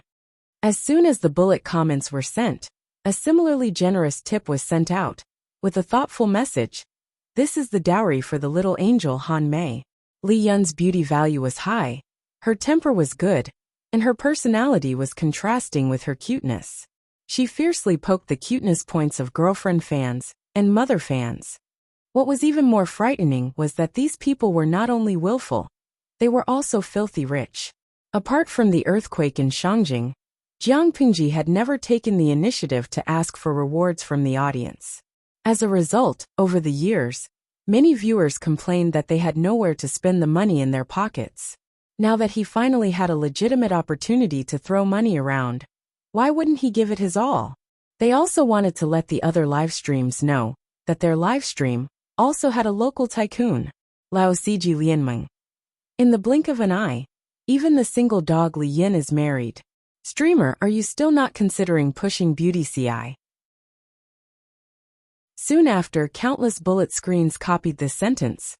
Jiangpingji could not help but laugh when the screen was full of messages urging her to get married. Host V. The frog isn't cooked yet. I'll tell you the good news when it's cooked. Jiangpingji watched as the MC presided over the wedding ceremony, while she chatted with the audience in the streaming room. She chose the topics that she was more interested in to answer. Sinusi. Host, you've received so many tips today. Aren't you going to consider giving Han Mei, the little angel, a raise? Host V. Of course I'll get a raise. I converted some of it into gold and silver for Wanner's dowry. I even wrapped a big red envelope for Han Mei. Jiang Pingji rarely interacted with the audience. Seeing that she was in a good mood that day, many people in the streaming room spoke up enthusiastically. Hallelujah. By the way, today is Angel Han Mei's wedding. As the host, you can't just increase your salary. Host V. That's true, so I've prepared another super big gift pack. It's definitely a surprise. Jiang Pingji smiled mysteriously. The salted fish's curiosity was piqued. However, she kept them guessing and refused to divulge any information. The wedding this time was very different from the weddings that the audience had in mind. The most obvious difference was that the bride did not have to wait in the bridal chamber. They could change into wedding clothes and socialize with the guests together with their husbands. Jiang Pingji was chatting privately with the audience when two newlyweds came to her and toasted. Looking at the joyful Li Yun and the bashful Shang Guanwan, she suddenly had the illusion that she was marrying off her daughter after her son was married. After drinking the wine, Jiang Pingji suddenly said, I've sent a special gift to both of your residences. You can open it tomorrow and have a look. Remember, you can't look at it today. That thing. It's a little inauspicious. I'm afraid it'll spoil your happiness. Li Yin and Shang Guanwan were puzzled, but Jiang Pingji had specifically instructed them not to deliberately disobey. Because Li Yun's alcohol tolerance was not very good, his colleagues did not make things too difficult for him. At least he could stagger into the bridal chamber and not pass out drunk, leaving the bride to guard the bridal chamber alone. Shang Guanwan and the maidservant supported Li Yin to the bridal chamber. Changsheng, who was fooling around at the side, saw it and wanted to join in on the fun with her short legs. A gentleman should not look at indecent things. Feng Yi laboriously carried her back and placed her beside Qi Guanrang's daughter. Although Changsheng was not young, her weight was not light. In just a few steps, Feng Yi was so tired that he was panting slightly. Why? Feng Yi said matter-of-factly, because I'm a gentleman. Compared to the lively and active Changsheng, Qi Guanrang's daughter was much quieter. She did not like to speak and was a little shy. What is a gentleman? Changsheng could speak coherently now, but her pronunciation was not very clear. Not doing things that should not be done. Feng Yi lifted his eyelids slightly and glanced at Changsheng's plump and fleshy face. He wanted to pinch it, but he restrained himself. Feng Zhen, who was standing at the side, could tell what his son was thinking. He pinched Changsheng's cheeks in front of his son, causing Feng Yi to widen his eyes. There was some rebuke in his eyes. Take good care of the two little sisters. Feng Zhen was satisfied to see the change in his son's expression. It was much livelier than before. Wei Xi saw the interaction between the father and son, and shook his head in amusement. After laughing, there was some worry in the bottom of his eyes. If he remembered correctly, Feng Zhen's only son Feng Yi died before he was 10. Speaking of the reason for Feng Yi's premature death, it was rather sad. At that time, Feng Zhen was already in his 30s. He listened to the instigation of others, and mistakenly believed that hanshi powder had the effect of strengthening the body and bones. One time, the powder acted up and was accidentally seen by Feng Yi. Feng Yi was young and did not understand. He thought that Feng Zhen was seriously ill and was at death's door. He panicked and hurriedly went to find a doctor, who knew that the ground was covered with dense moss. When Feng Yi ran, he accidentally fell and slid into the pond in the courtyard. Feng Yi was a premature baby, and his physique was much weaker than his father's. It was still early spring then. The cold wind blew, and the pond water was bone-chilling. Feng Yi suddenly fell into the water and naturally fell sick. The illness went deep into his lungs. In less than 2 days, he died prematurely. Now Feng Zhen had already quit using hanshi powder. Maybe Feng Yi could grow up smoothly? However, if Feng Yi grew up smoothly, would Feng Zhen still have the idea of remarrying and giving birth to Feng Yu with the second wife? Without Feng Yu, wouldn't there be one less trustworthy person to assist Jiang Yan? Speaking of which, Feng Yu could be considered his son-in-law in his previous life. Perhaps he had too much to drink, Wei Xi muttered something. It was coincidentally heard by Feng Zhen, who had sharp ears. What Feng Yu? Wei Xi was already 80 to 90% drunk. He said, Don't let your Feng Yu harm my Yan. Feng Zhen laughed. Who is Feng Yu? Who is Yan? Wei Xi said, Your son, my daughter. Feng Zhen. Chapter 871. TSK. Daydreaming isn't considered a skill. If you're really capable, you should express your feelings to the Lord. Feng Zhen shook his head and pushed the drunk Wei Xi to the side, continuing to drink with the others. On the other side, the newlyweds in the bridal room were so nervous that their palms were sweating. The two of them drank the nuptial wine, not daring to look at each other for a long time, as if one more look would set them on fire. Shang Guanwan stammered to find a topic, suddenly remembering Jiang Pengji's mysterious gift.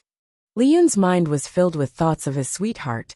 How would he have the time to be curious about the guest's gift? It's getting late. Why don't we rest early?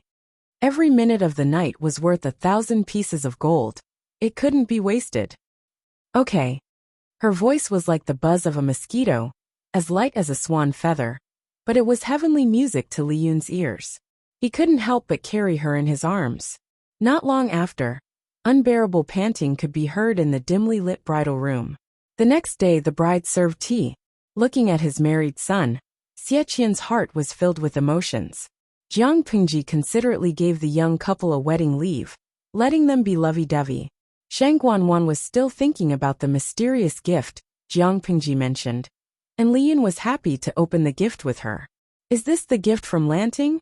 Shang Guanwan looked at the square box in front of her. It was the size of 2 men's palms. Look at the stick on it. This should be the gift the Lord mentioned. Open it and take a look. Li Yun smiled as he opened the gift. When he opened the box and saw what was inside, the two newlyweds turned pale. Shang Guanwan was so shocked that she took half a step back. There was nothing else in the box, only an urn made of cinerary ash. A newlywed's giving an urn? This is definitely not Lanting's doing. Shang Guanwan snapped out of her trance and said firmly, Who packed the gift yesterday? Someone must have changed Brother Lanting's gift to create a rift between Hanmei and the Lord. Li Yun's joy faded slightly. He hesitated for a moment, then lifted his hand to open the urn's lid. It was filled with white powder. He moved closer to smell it. It was indeed human ashes and not powder of similar color. Who was so evil? Hanmei, there's a note here. The paper was made of high-quality Xian paper. Most of the improved paper was supplied to Cheng Cheng's bookstore, and the rest was supplied to the district headquarters. Li Yun was reminded by Shang Guanwan. He raised his hand to stop his newlywed wife from touching the unlucky ashes of a stranger. He stretched out 2 fingers, picked up the slip of paper, and slowly unfolded it. This is Lanting's handwriting. Shang Guanwan worked as a clerk in the district headquarters, so she was very familiar with Jiang Pengji's handwriting. She read out the words on the note. Previously, she said she would borrow it for 2 days, but she shamelessly borrowed it for half a month. Luckily, Xie Qian didn't ask for it from her. Xie Qian thought it was something big. To Xie Qian, this jade pendant was a locator to locate his enemy. Now that his enemy had been reduced to ashes, the yin-yang jade pendant had no other use for him. Jiang Pengji asked him for this useless jade pendant. Of course he wouldn't refuse. Thank you. This thing is of great use to me. As for what use it was, Jiang Pengji didn't reveal anything to Xie Qian. As a considerate lord, Jiang Pengji gave Li Yin and his wife half a month off from their wedding. It wasn't until Chongzhou sent an urgent letter that she summoned Li Yin and Shang Guanwan back. At that moment, Wei Xi had already returned to Shangjing to continue supervising the construction of the provincial government. Jiang Pengji summoned all the people who were left behind to the government office and announced something to them. Father plans to retire behind the scenes. I'll take over Chongzhou and Hu County. When Qiguan Rang heard this, he stopped waving his feather fan. His lord's efficiency was indescribable, but he looked around and couldn't bear to look straight at the scene. He moved his feather fan higher and blocked his eyes. The group of military officials looked confused. They couldn't react to what had happened. The rest of the civil officials looked as if the sky was falling and the earth was collapsing. Oh my God! Someone's going to die. They already felt that they were too busy to manage such a large Wanzhou. It wasn't easy for everything to be on the right track, and the Lord's territory had suddenly expanded. There was an extreme lack of capable people, especially Yang Si. He felt his vision go black, and his soul almost left his body. She had finally finished her official duties in other places, and wanted to come back for a breather. She was stunned by the news before she could even sit down. Why is it so sudden? Jiang Pengji said. It's better to be prepared in advance. Their opponent was the north borderline. If they didn't make preparations, sooner or later they would fail miserably, Yang Si said with some difficulty. But Chongzhou and Hu County, I'm afraid it won't be easy to intervene. Lu Shi had managed Chongzhou for 4 to 5 years, and Hu County for more than 10 years. The people under him might not be willing to listen to Jiang Pengji. Even if it's not easy to intervene, we have to intervene. Whoever dares to resist, we'll just find a reason to get rid of them. Jiang Pengji's gaze was somewhat fierce. There was no second person who would dare to take the lead in resisting and looking for trouble. Chapter 872. He felt a toothache. How did he end up with such a lord? Arachi grumbled in his heart, but did not show it on his face. Arachi stepped forward and said, My lord, if that's the case, I'm afraid it will put you in a difficult position. Oh, what's so difficult about it for me? Yang Si said helplessly. The old master has been in Chongzhou for many years. Hu County was managed by him. The former is still manageable, but the latter are probably the old master's trusted subordinates. These two places have their own rules. If we interfere decisively, those old men will take advantage of their seniority and bring this matter to the old master. Won't we drive a wedge between the lord and the old master? Lu Shi was willing to step back, but it did not mean that he had completely disappeared from the face of the earth. Would the old men who had followed Lu Shi by Jiang Pengji's account and not secretly trip her up? If this problem was not solved, no matter how good the father-daughter relationship was, it would not be able to withstand the discord and instigation. Sooner or later, there would be trouble. Since ancient times, how many fathers and sons did not get along and brothers fought each other? Jiang Pengji lifted her eyelids and said, Father has already stepped back. All the matters of Chongzhou and Hu County are decided by me. Those old men want to take advantage of their seniority in front of me. Even father can't protect them. I will make things clear to father. Yang Si heaved a sigh of relief and said, That's good. Jiang Pengji asked around, Are there any other questions? Everyone did not speak. It was obvious that there were no objections. They knew very well that they would have to fight with the north borderline sooner or later. If the Lord was willing to plan early, it was better than making a last-minute effort. The generals were already in a daze. Their slow brains finally connected with the others, and they were secretly delighted. In their opinion, the Lord would take over the power of Chongzhou and Hu County. The busiest people would definitely be civil servants. Little did they know that working overtime was a group activity. No one could escape. After a while, Jiang Pengji said to the crowd, I don't have any objections for now.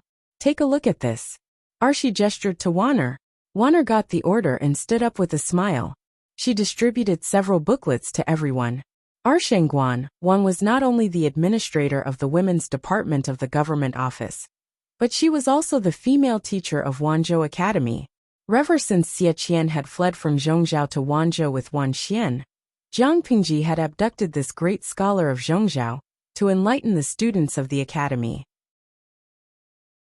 In order to take over Shengguan Wan's teaching job, she selected someone from the women's department of the government office and asked her to teach the female students of the academy.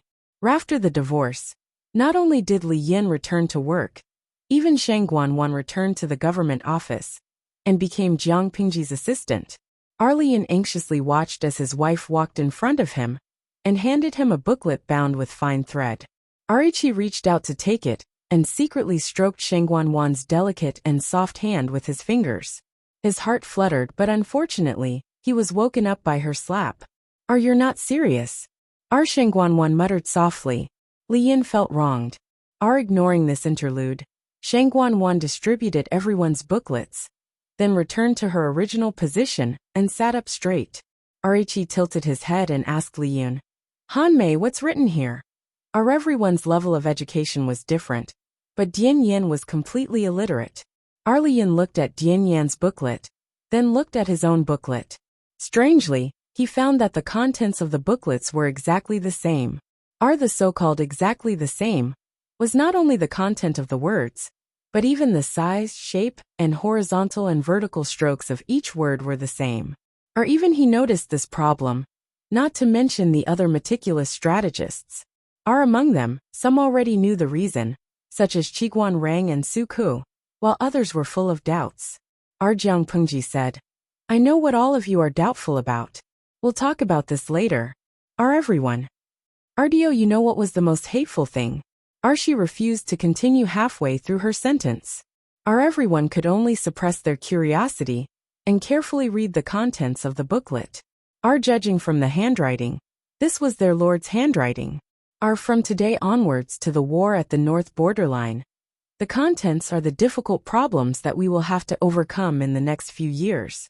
In order for you to have a clearer and more intuitive understanding, I've listed them one by one according to the major and minor items, Jiang Pingji said. The three major items are governance, farming, and training the troops. Let's talk about governance first. Everyone present is a pillar of humanity, but everyone only has a pair of hands, not 3 heads and 6 arms. If it's just Wanzhou, everyone can still handle it with ease. If Chongzhou and Hu County are added, they will be stretched thin and will not be able to handle it. Therefore, I'd like to seek your opinion on whether we should choose a suitable time to issue the recruitment notice. Qiguan Rang and the others did not speak, but their inner voices were the same. Send, send, send. If they did not issue the recruitment notice and recruit fresh blood, these old people would die of exhaustion at the desk. However, something like the recruitment notice was not something that could be issued as one wished. If the contents of the recruitment notice were not satisfactory, the scholars of the world might not be willing to buy it. Therefore, everyone recommended Feng Jin, who was the most talented in literature, and the heavy responsibility was directly placed on him. Feng Jin secretly laughed and cried. He stepped out to ask for details. He was just a ghostwriter when it came to writing the recruitment notice. The core ideas were still provided by the Lord.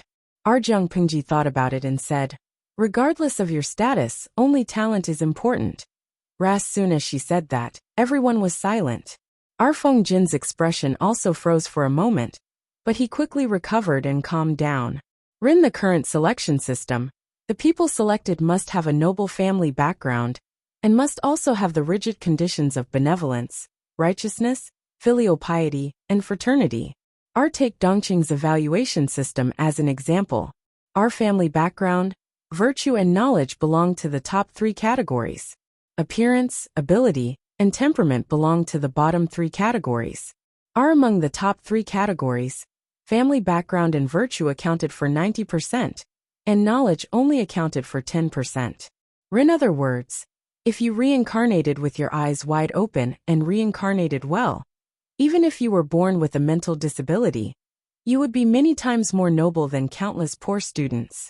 If the two were placed together, the imperial court would also prioritize the former over the latter. Jiang Pengji looked around and asked coldly, why, do you have any objections?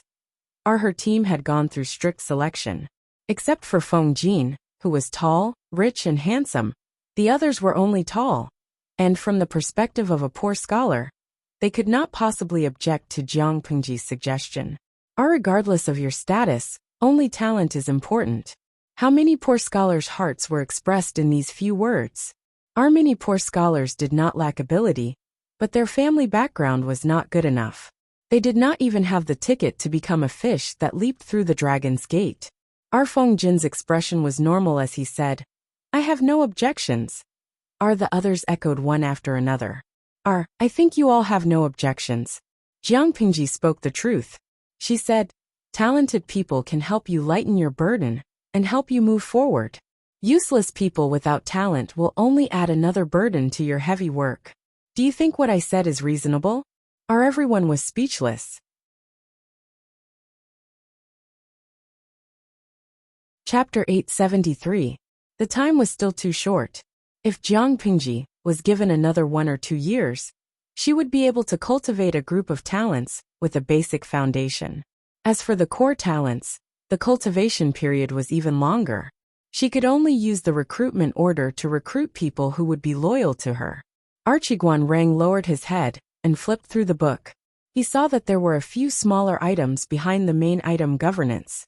The recruitment order was one of the smaller items, followed by the words bookstore.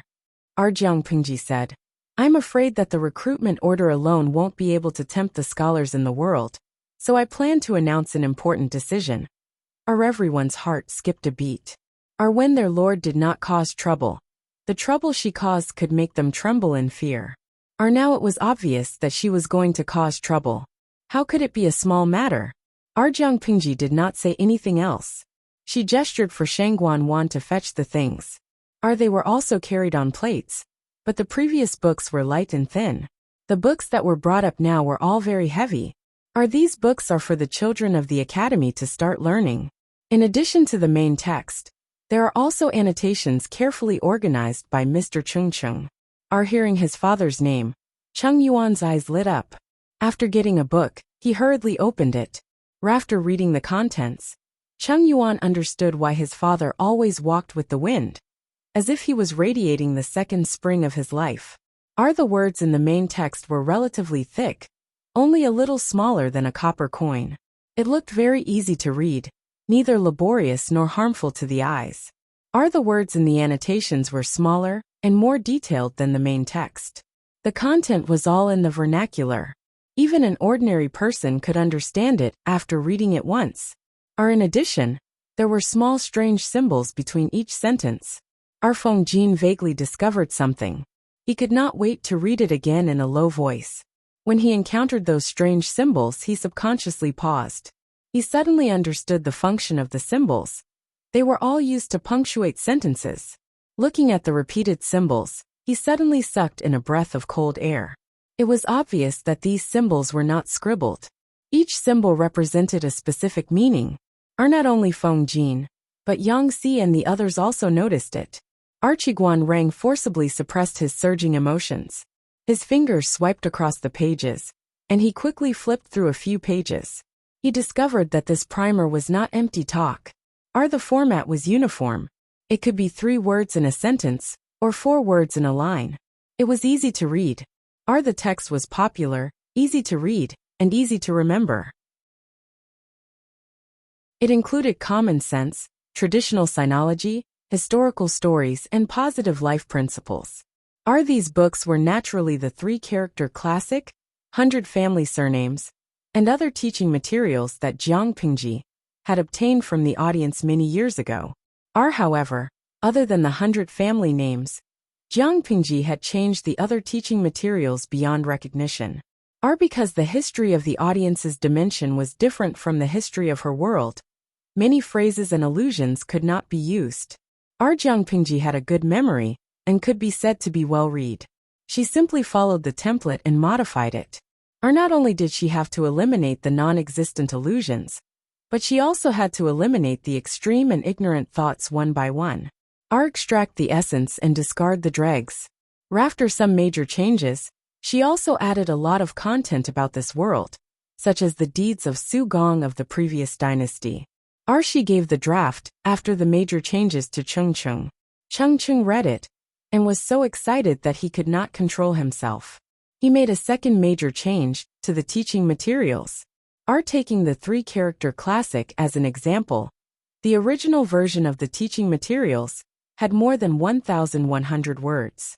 After Jiang Pingji and Chung Chung worked together to make major changes, it was expanded to 3,656 words. Chung Ching even asked the Zhongzhou great scholar Wan Xian to annotate it and clarify the meaning of each sentence. After some changes, the first edition of the basic teaching materials had a total of 21 books. After a cursory look, there was only one thought in everyone's mind. This set of books was enough to make people go bankrupt, right? Don't think that they were exaggerating. If Jiang Pingji did not play around with rice paper, going bankrupt would be considered a light punishment. Nowadays, the mainstream writing materials were mainly bamboo slips. The more extravagant people used silk books, and the more extravagant people used bamboo paper. In fact, before the appearance of bamboo paper in Hejian, the nobles and gentry used the valuable Kaiho paper. Our bamboo paper was technically improved on the basis of Kaiho paper. It was by no means the first. Otherwise, how could Gu Min keep such a precious paper-making technique? Our bamboo paper had a material limitation and was difficult to mass-produce. Jiang Pingji's rice paper was made from sandalwood. The rice paper produced was better than what the audience had imagined. As for sandalwood, it had a strong vitality and a short growth cycle. After the sapling was planted, it could be used as raw material for rice paper in 2 or 3 years. Chengzhou was full of sandalwood. This was one of the reasons why Jiang Pingji asked Lu Shi to go to Chengzhou. In other words, the value of this set of books was far less than what everyone had imagined. After everyone had roughly looked through it, Jiang Pingji said, "This set of books will be the teaching materials for the academy students to use in the future." No one had any objections, only Dian Yin had one. My lord, can I also go to the academy to study for a few days? Dian Yin worked hard to learn words, but learning was not something that could be seen in a day or two. He still had to train his troops and did not have much time. However, seeing such a large set of books, he felt that he had to squeeze some time to learn, even if he did not have time. He wanted to keep this set of books properly and pass it down as a family heirloom. Jiang Pingji smiled and said, "There is no end to learning. Deputy Captain Dian has such an ambition. Naturally, it is worth encouraging." Dian Yin blushed slightly. He secretly decided that he would not let his lord down. She continued, "This set of books is not only for the students to use as a starting point, but I also plan to use it as a gift to the world's famous scholars." Archiguan Rang glanced at the contents of the title page of the 3-character classic and immediately understood his lord's intention. He could not help but smile. The title page was very clean. There were only a few elegant words. Author, Wang Yinglin. Lu Shi. Commentator, Cheng Cheng. Jiang Pingji did not want to add her name, but there was no such person as Wang Yinglin in the world. She could not clearly say that Wang Yinglin was the original author of the 3-character classic. In order to shut everyone's mouths, after some hesitation, she could only say that she had met this person by chance and obtained inspiration from him. The other teaching materials for beginners were handled in the same way. Archiguan Rang had to admit that his lord was a person with great courage. This set of books was given to the world's famous scholars, not for anything else, but for one thing: to create momentum. Once the world's famous scholars approved of it, this set of books would be pushed to the altar. Similarly, those who left their names on this set of books would be pushed to the altar. They would truly become gods in one fell swoop. What did the world's scholars desire the most? It was only fame and fortune. The so-called famous scholars, in layman's terms, were those who had fame but did not become officials. Among this group of people, some were truly noble and had unquestionable integrity. They did not want to become officials. Some wanted to become officials, but did not have the qualifications. They could only find another way to make a name for themselves. As long as they had a reputation, there would naturally be people coming to claim them. Once they accepted the claim, they would enter the official career. However, being an official was only a temporary pleasure. How could it compare to writing books and becoming famous throughout the ages?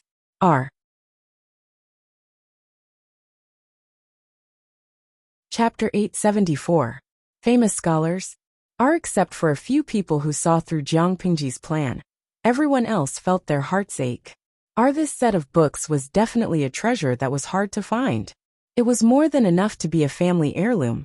Their lord was rich and overbearing. Not only did she want to donate it to the academy, but she also wanted to give it away for free. In their opinion, the cost of this set was no less than 200,000 strings of coins. How could she give it away just like that? Dian Yin, and the others felt their hearts ache. Their cheeks twitched slightly. They wanted to say something to stop her, but none of them knew how to persuade their lord not to squander. Meng Hun, who had been in the background, opened his mouth. He asked in surprise, "Does my lord want to use this set of books to attract famous scholars?" If that was the case, the price was too high. Rin Dongqing alone, there were no less than 500 famous scholars who were well known. If everyone was given a set, according to the sky-high cost of 200,000 strings of coins, wouldn't the lord suffer a huge loss? Meng Hun had seen many so-called famous scholars with Meng Zhan. In his opinion, most of these people were embroidered pillows. They looked good but were useless. They had nothing to do all day. They gathered together to sing praises, grieve for the coming of spring, and pretend to be coy. They obviously wanted to be an official, but they pretended to be aloof and arrogant. To be honest, they were not good at other things, but they were eloquent and good at gossiping. RTO put it bluntly, many of these famous scholars were more like celebrities. Their ability to get things done left people in the dust. However, did the lord need such embroidered pillows? Jiangpingji laughed and said, "It's just a set of books. How can it attract all the famous scholars in the world? This is just a stepping stone." In Jiangpingji's opinion, the group of famous scholars was a publicity platform. This set of rudimentary books was in their hands. Through their mouths, it would spread at the fastest speed. However, this was only the first step of Jiangpingji's plan. Just a stepping stone? Meng Hun's heart trembled. Of course. Famous people have their own pride. Ordinary things can't move them. Jiangpingji smiled maliciously and said, "We don't need to spend a lot of money. We just need to send them these beginners' textbooks. Smart people will know what to do." Everyone was speechless. This set of teaching materials were all made from the incomparably precious fine Xian paper. There were 21 books in a set, which was far more expensive than gold and silver. Not only was his master a prodigal, but she was also not very good at arithmetic. The generals were heartbroken. Only a few civil officials remained unmoved. Qiguan Rang smiled and said, "My lord is right. If this primer could be put into practice, it would be able to teach all the students in the world, and they could be called the teachers of the world. Not only will his name spread far and wide, his name will also be immortalized for generations to come." Arichi purposely emphasized the last sentence. After the general heard this, he vaguely understood, and his complexion became much better. From ancient times till now, only Kong Sheng could be called a teacher of all ages. From then on, all scholars set this as their highest goal in life. But who succeeded? Revan, the world-famous teacher, Master Yuanjing, who taught many students and whose literary name spread throughout the 5 countries, was still not qualified. If this set of beginners' textbooks could be truly perfected and enlighten the people, those who left their names in it were destined to be immortalized for generations to come. Smart people could see the great wealth hidden in it, but stupid people would think it was just children's books. Jiangpingji gave this set of books to the scholars not only to advertise herself, but also to tell them that there was a cake in Wanzhou. This is only the first step. We need to attract talented scholars of virtue and prestige to come and compile the teaching materials together. Jiangpingji smiled and said, "I have a second step here. Which scholar in the world doesn't want to write books? It's just that they don't have the means to do so. How many precious manuscripts have been lost? I have an idea.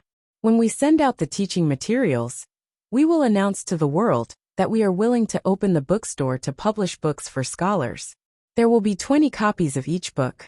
As a reward for publishing the books, the bookstore will keep 10 copies of the samples. If you don't want to keep the samples, you can only pay for it yourself." This idea could be said to be bold. As soon as she said this, the civil officials, who were originally calm, could not stay calm. This was not something else. It was publishing a book. Which scholar in the world didn't want their ideas in crystallization to be passed down to future generations? If beginners' textbooks could attract famous scholars to join, then writing books could attract the hearts of countless knowledgeable scholars from poor families. At a time when the aristocratic families monopolized the market, the cake that Jiang Pingji threw out was too attractive. It would definitely make countless scholars fight to the death for it. Even though Feng Jin and the others were mentally prepared, when they heard Jiang Pingji's words, their hearts still could not help but beat wildly. Everyone said, "My lord is very kind." Feng Jin's reaction was still considered calm, but Su Ku Yangxi and the others' eyes were dark red and bloodshot. Wrongly they knew the pain of the scholars from poor families.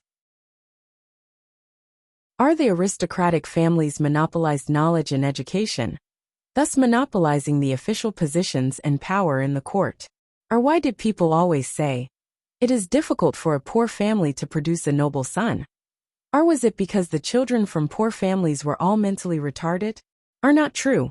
The children from poor families wanted to study, but they could not even find a book. How could the illiterate be a match for the noble son who was well-read? Jiang Pingji's move was undoubtedly carrying a mace and giving a blow to the aristocratic families. Why were the aristocratic families so powerful? It was because they held the most important knowledge in their hands. Every aristocratic family had countless precious books and books. They were born with conditions that ordinary people could not have. After many years of development, the aristocratic families had disciples and officials all over the world.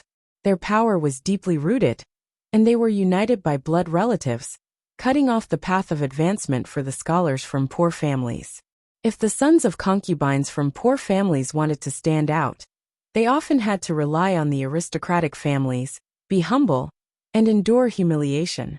RTO put it bluntly, it was a distorted and deformed hierarchy of power. If there was any wealth in the world that was shared by the whole world, it was undoubtedly the written word. Jiang Pingji knew that her actions would cause a lot of resistance. Perhaps it would even cause the aristocratic families to group together and attack her. But this was not important. When Yangxi thought of this matter, his heart sank. He said hesitantly, "My lord, should we postpone this matter? If it is suddenly spread, I am afraid it will cause controversy among the scholars in the world." Yangxi did not want Jiang Pingji to be hurt because of this. If she fell, there would be no hope for the poor families. Jiang Pingji sneered and said, "Then let them talk. A dog that bites doesn't bark, and a dog that barks doesn't bite. Your lord is rich. I am willing to be a sucker and publish books for others. Why should they be jealous? I have discussed this matter with Mr. Chung Chung many times, and have already set a general plan. In addition to the first two steps, I have a third step, which is to set up a book club that is free and open to the public."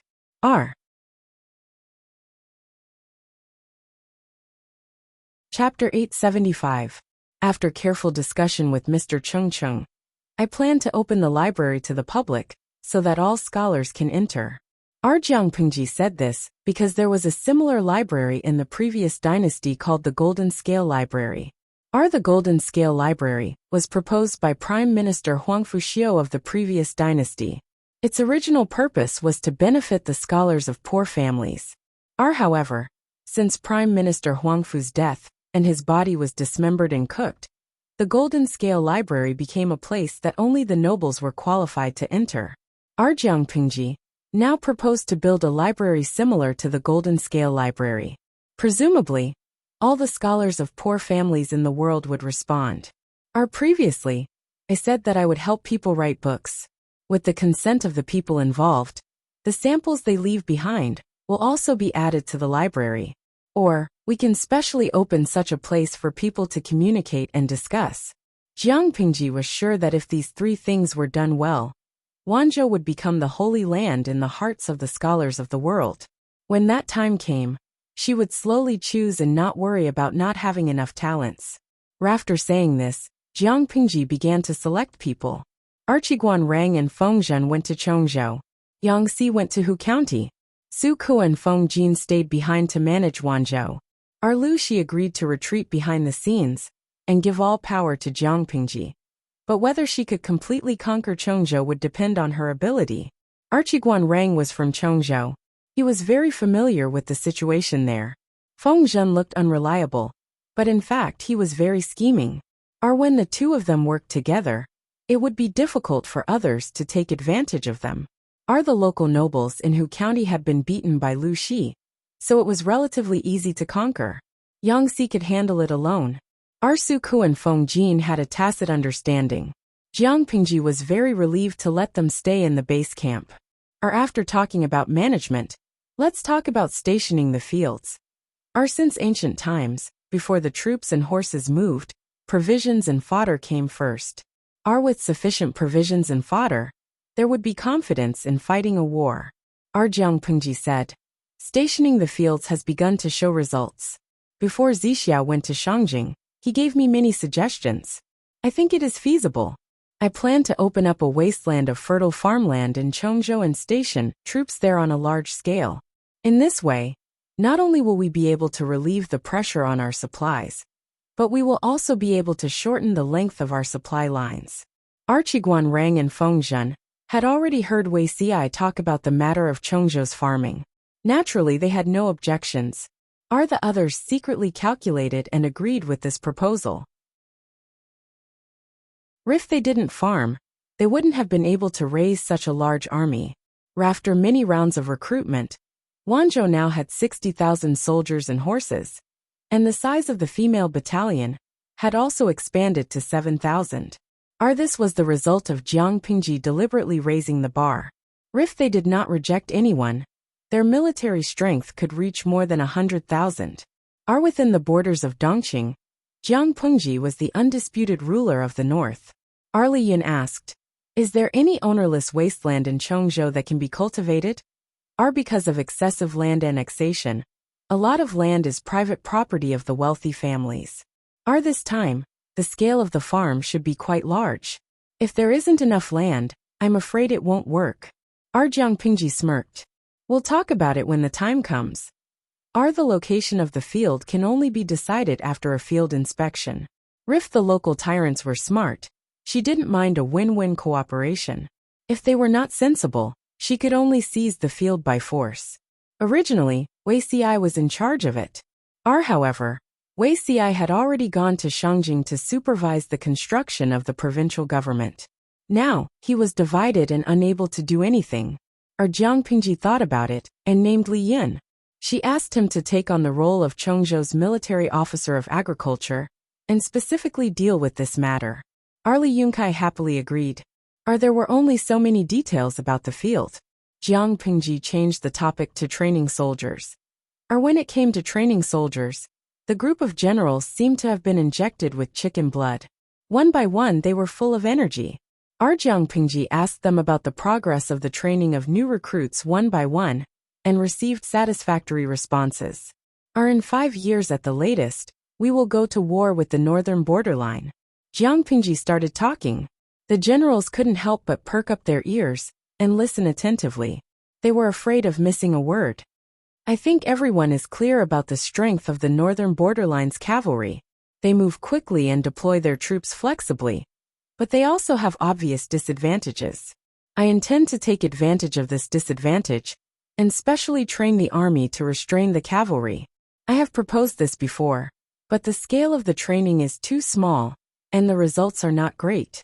Now we will really implement this and officially divide the army. The northern borderline relies too much on the cavalry. The army is very monotonous. Their speed is indeed very fast, but they are not invincible. They also have fatal weaknesses. First, their defense is not strong. Second, the army is too monotonous. Once they encounter a specialized army, there is almost no way to turn the situation around. Jiang Pingji intends to officially divide the army into different types and increase the diversity of the army. This will also allow more flexible deployment and command on the battlefield. In order to restrain the cavalry, Jiang Pingji came up with a lot of targeted plans. There are military formations, army types, defensive equipment, and more insidious traps. Everyone turned the page of the booklet in their hands. Suddenly, they felt a chill down their backs. There was only one thought in their minds. How difficult is it for our lord to get along with the cavalry? Looking at the content written by Jiang Pingji, they thought about it a little and couldn't help but break out in a cold sweat for the northern borderline cavalry. First, let's talk about military formations. The booklet drew a simple fish scale formation. The heavy infantry were to hold shields and spears, and form a square formation similar to fish scales. Jiang Pingji had led more than 100 soldiers to sneak into Jiamen Pass and break out of the encirclement.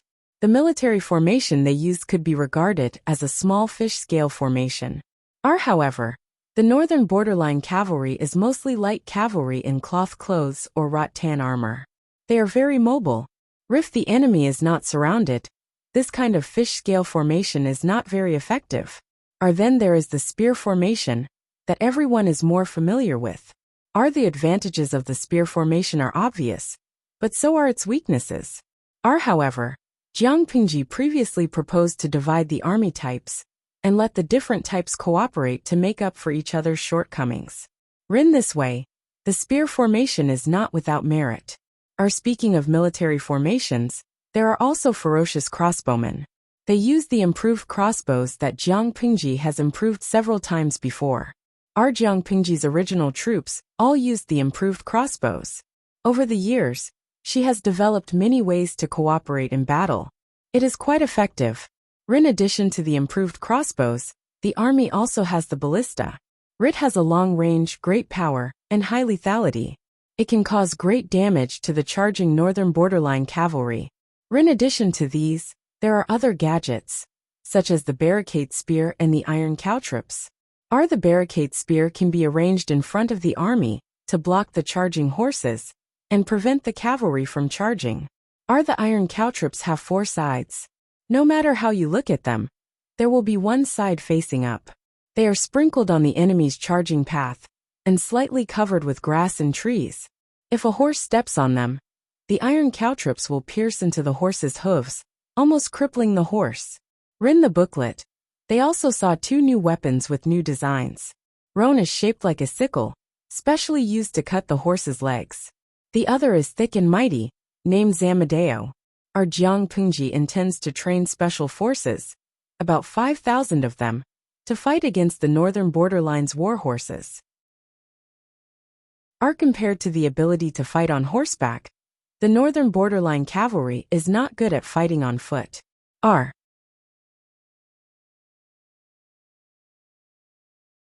Chapter 876. The political situation was turbulent and chaos arose. Zhongzhou was ambitious. They wanted to take advantage of the endless war between Nanxing and Dongqing to send troops to take advantage and expand their territory.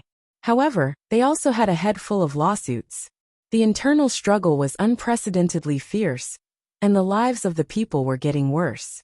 Perhaps it was because they were nearing their end and followed in the footsteps of Nanxing and Zhongzhou. There were already several peasant armies that tried to rebel in Zhongzhou. However, the scale of the rebel army was too small. Before they could make any waves, they were brutally suppressed by the official army. The civil society was restless. The aristocratic families that had their own armies also had their own worries. There was a faint sign that the feudal lords were going to split. At this sensitive time, a shocking piece of news came out of the Zhongzhou palace. Empress Du was a wooden man who had turned into a demon. The ambitious feudal lords couldn't hold back and used this as an excuse to scold the current emperor for going against the grain and allowing a demon to harm the palace. They even spread the news. Who knew if the emperor, princes, and princesses in the palace were still human? This rumor spread quickly, and the already weakened imperial power was on the verge of collapse. Of course, the imperial family would never admit to this rumor and denied it. However, Empress Du was dead, and the behavior of the imperial family was suspicious. The people were more and more convinced of the rumors about the wooden demon. The emperor ordered that after Empress Du died, she was not allowed to enter the imperial mausoleum or enjoy offerings. He also took back the golden seals that Empress Du had used when she was conferred the title. Although he didn't say that she was abolished, this treatment was no different from abolishing her. Within Zhongzhou, who didn't know that Empress Du was favored by the emperor? If she wasn't favored, how could Empress Du's 4 self-accomplishment classics for women be so popular in Zhongzhou? Now that Empress Du was dead, if there wasn't something fishy going on, why would the emperor treat the woman he once loved so cruelly? After some thought, the people's guess was actually very close to the truth. When Empress Du was unlucky, the Du family was the first to bear the brunt. The Du family was already starting to decline. Who knew that the virtuous Empress Du would appear? Her 4 self-accomplishment classics for women was praised by the world's famous scholars and was set as a role model for women. The Du family also benefited from it and couldn't help but feel elated. Even their bones became a few pounds lighter, now that their backer had fallen, and they had offended many aristocratic families with heavy military power. They would sooner or later be dealt with by others. Therefore, this branch of the Du family did not have an easy time. When they were in the limelight, everyone wanted to bask in the limelight. When they were in dire straits, any Tom, Dick, or Harry could kick them when they were down. Faced with the huge difference in their situation, many of the Du clansmen started to complain about Empress Du. However, the descendants of Emperor Du were all dead, and their corpses were nowhere to be found. With nowhere to vent their anger, they could only vent their anger on Du Wunyang. Du Wunyang was Feng Jin's eldest brother, Feng Gui's first wife, the original Madame Feng Du. After her separation from Feng Gui, she was safely sent back to Zhongzhou. According to the increasingly abnormal atmosphere in Zhongzhou, as a woman who had been chased out by her husband's family, she should be caught and drowned. However, she had Feng Gui's permission to release her wife. The person who sent her back was also a trusted aide whom Feng Gui had carefully selected. After a series of struggles, Du Wunyang barely managed to keep her life. She was casually sent to a Buddhist hall by Madame Du to become a nun. Du Wunyang hated Feng Gui in her heart. She had been thinking about how to use her family's influence to exert pressure on Feng Gui and make him welcome her back on his knees. However, the cruel reality hit her hard. Not to mention using her family's influence. If Feng Gui had not sent his trusted aide to deal with Madame Du, she would have long been tied up and drowned. Even so, she had never felt a shred of gratitude or remorse. Du Wunyang learned from Empress Du's style of doing things. She used her opponent as a stepping stone to climb to the top, thus earning her virtuous reputation. Now that Empress Du had passed away, and the Du clan was implicated, Du Wunyang, who was in the Buddhist hall, was naturally not having a good time. They did not want her life, but they sent female servants to humiliate her every day. They even made ugly male servants watch her being humiliated. According to the contents of the 4 self-accomplishment classics for women, Du Wunyang should have committed suicide to protect her reputation. However, just as Feng Gui had mocked, she had always been strict with others and lenient with herself. Her life was so important, how could she give it up so easily? She could use the 4 self-accomplishment classics for women to restrain others and suppress her opponents, but she would never use it to punish herself. Du Wunyang was in dire straits, but her ex-husband Feng Gui was unexpectedly blessed. Ever since Shangyang County was taken over by Jiangpingji, the lives of the people in the county were guaranteed. Feng Gui finally did not have to be so busy that he could not return home. When he had more free time, he would devote himself to reading. Occasionally, he would go out to visit friends and participate in scholarly gatherings and poetry gatherings. He personally taught his 2 children how to read. With Du Wunyang as an example, Feng Gui personally asked about his 2 children's daily lives. One day he had just returned from outside. There was already someone waiting for him outside the manor. Feng Gui was secretly surprised.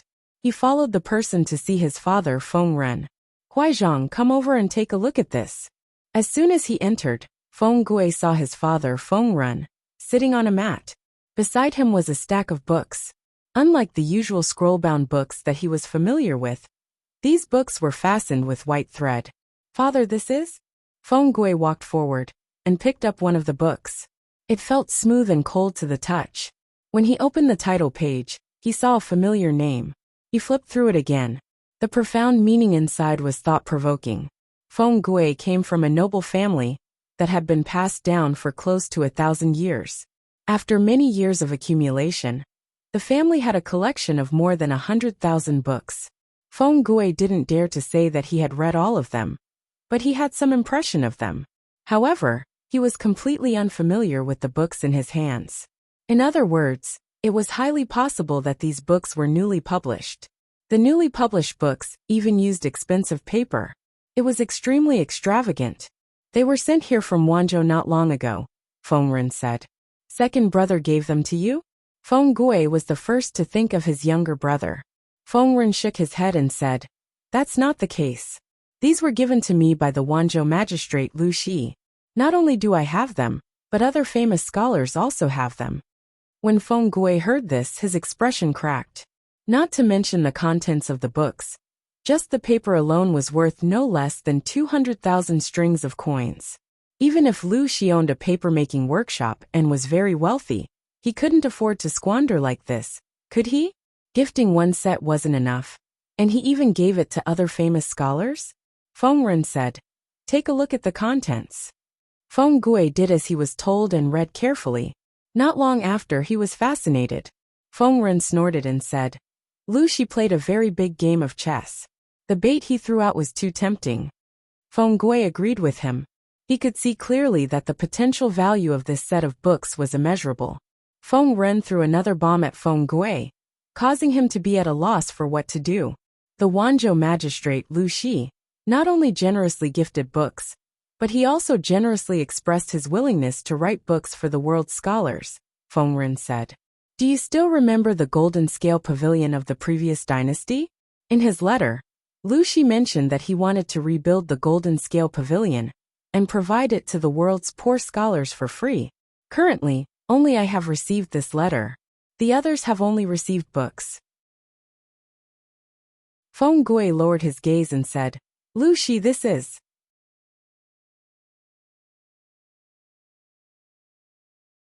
Chapter 877. For the Feng family to be able to survive for thousands of years, other than strict family rules and noble family values, it was also due to their foresight. For example, Prime Minister Huangfu built the Golden Scale Pavilion in the previous dynasty. It was said to contain millions of books. Where did these millions of books come from? Other than the 30,000 books donated by Prime Minister Huangfu himself, the rest were donated by various aristocratic families. The Feng family had donated 100,000 books. Books were lifeless, but people were alive. It was precisely these 100,000 books that protected the Feng clan, allowing them to obtain another 200 years of prosperity. Compared to the other aristocratic families, the Feng family's style was different. If one were to compare those aristocratic families with armies to strong men with 8 packs, then the Feng family would be like a refined scholar with a tall hat and a wide belt. Not only did they look different, but their combat abilities were also on a different level. If it wasn't for the fact that they had so few troops, the Feng family wouldn't have had to hand it over to Jiang Pengji for the sake of the safety of Shangyang County. Now the Feng family was faced with the same choice. Lu Shi wants us to donate books? Feng Gui was a little angry. It wasn't that he was selfish and didn't want to donate books, but did Lu Shi have the right to do so? During the Xia dynasty, the Feng family was willing to donate 100,000 books in response to Prime Minister Huangfu's call. More importantly, it was for the long-term future of the family. 100,000 books in exchange for more than 200 years of prosperity for the Feng clan. This was a very good deal. The Xia dynasty had unified the Central Plains, but Lu Shi had only occupied half of Dongqing. Prime Minister Huangfu was extremely powerful and had power over the court.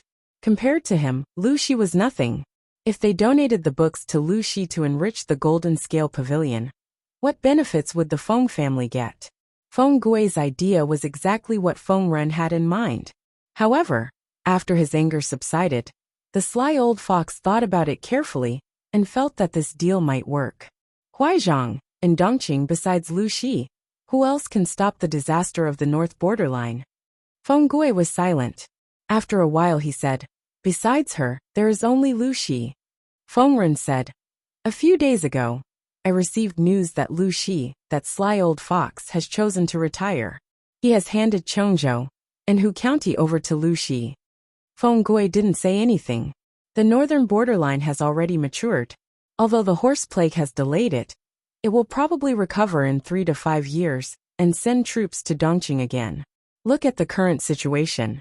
The royal family is struggling at death's door, and the other feudal vassals have their own armies and are independent.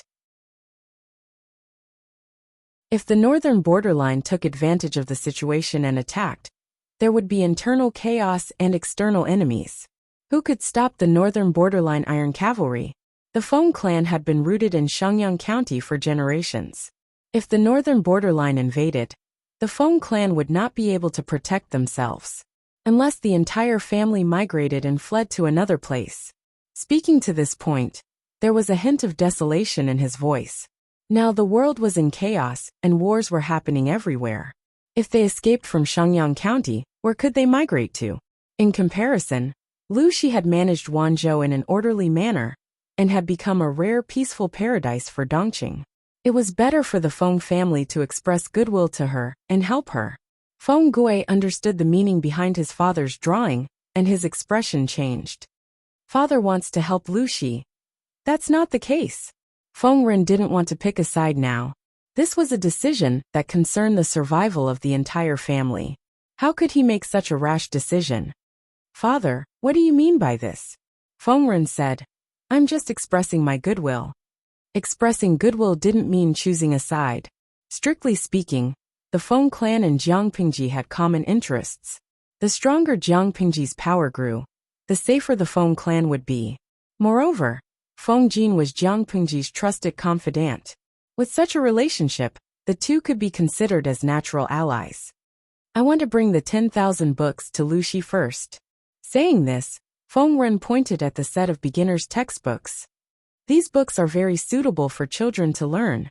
His words seem simple, but they contain infinite logic. If we can implement them thoroughly, perhaps they can really open the minds of the people. The Feng clan wasn't without ambition, but their ambition was different from other clans. As a rare millennium-old aristocratic family, they only had one goal: to continue the family line.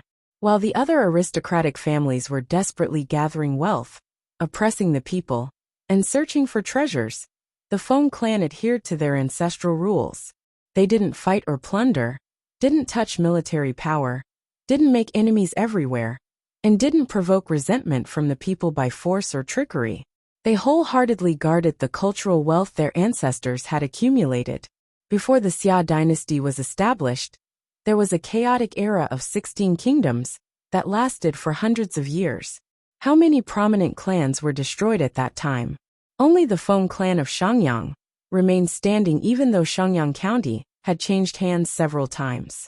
After all, the millennium-old aristocratic families and the new nouveau riche had different ideologies. Feng Ren said, I'll go take a look. It'll be a pity to miss such a good opportunity. Not to mention other things, just the set of books in front of him was enough to push Cheng Cheng to the top ranks of famous scholars. Before this, how many people had heard of Cheng Cheng's name? The cake was only so big. No matter what, the Feng clan had to take a bite or two. If Wuxia was the final winner, this investment was definitely the best choice Feng Ren had made in his life. At the same time, many famous scholars in Dongqing also received this set of beginner's textbooks. Some people scoffed, but when they saw the names on the title page, they also felt jealous. Some people were so shocked that they couldn't wait to sleep with these books every day. At the same time, they used their connections to inquire about Wuxia and the others. The topic was highly discussed, and so was its popularity. The names of Cheng Cheng and the others often appeared in big and small gatherings of famous scholars. Overnight, they became famous all over the world. After the public opinion fermented for a while, another piece of heavy news came crashing down. Write books and become famous immediately. How many scholars dreamed of this? This was a shortcut for countless famous scholars to further promote their literary names. The ancient times were not the modern times, where one could publish a book by spending tens of thousands of dollars. If one wanted to publish a book in the ancient times, one could not afford it even if they had a lot of money. Jiang Pingji's popularity was already very high. Now that such a big piece of news was revealed, people yearned to go to Wanzhou. This was not the end. When the news of Wanzhou investing money to rebuild the Jinling Pavilion spread, many aristocratic families looked at it coldly. The poor children were so excited that they could not control themselves. Jiang Pingji knew that this move would attract many talents, but she never thought that she would catch such a big fish. It was no longer a river fish. It was clearly a whale. "Greetings, master." Hearing that there was an ancient person visiting, Jiang Pingji was stunned for a moment. She immediately asked someone to invite him to the main hall. Seeing the person, even someone as calm as Jiang Pingji could not help but be shocked. She came back to her senses and quickly bowed to the person. The hale and hearty Master Yuanjing smiled and helped her up. He said gently, "Times are different now. Magistrate Liu is too polite. A teacher for a day is a father for life. It is my duty for a student to bow to a master."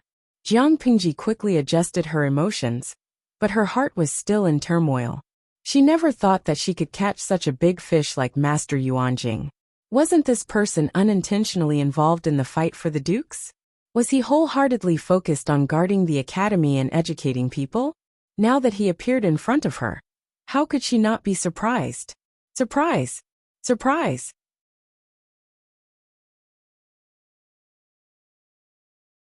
Chapter 878.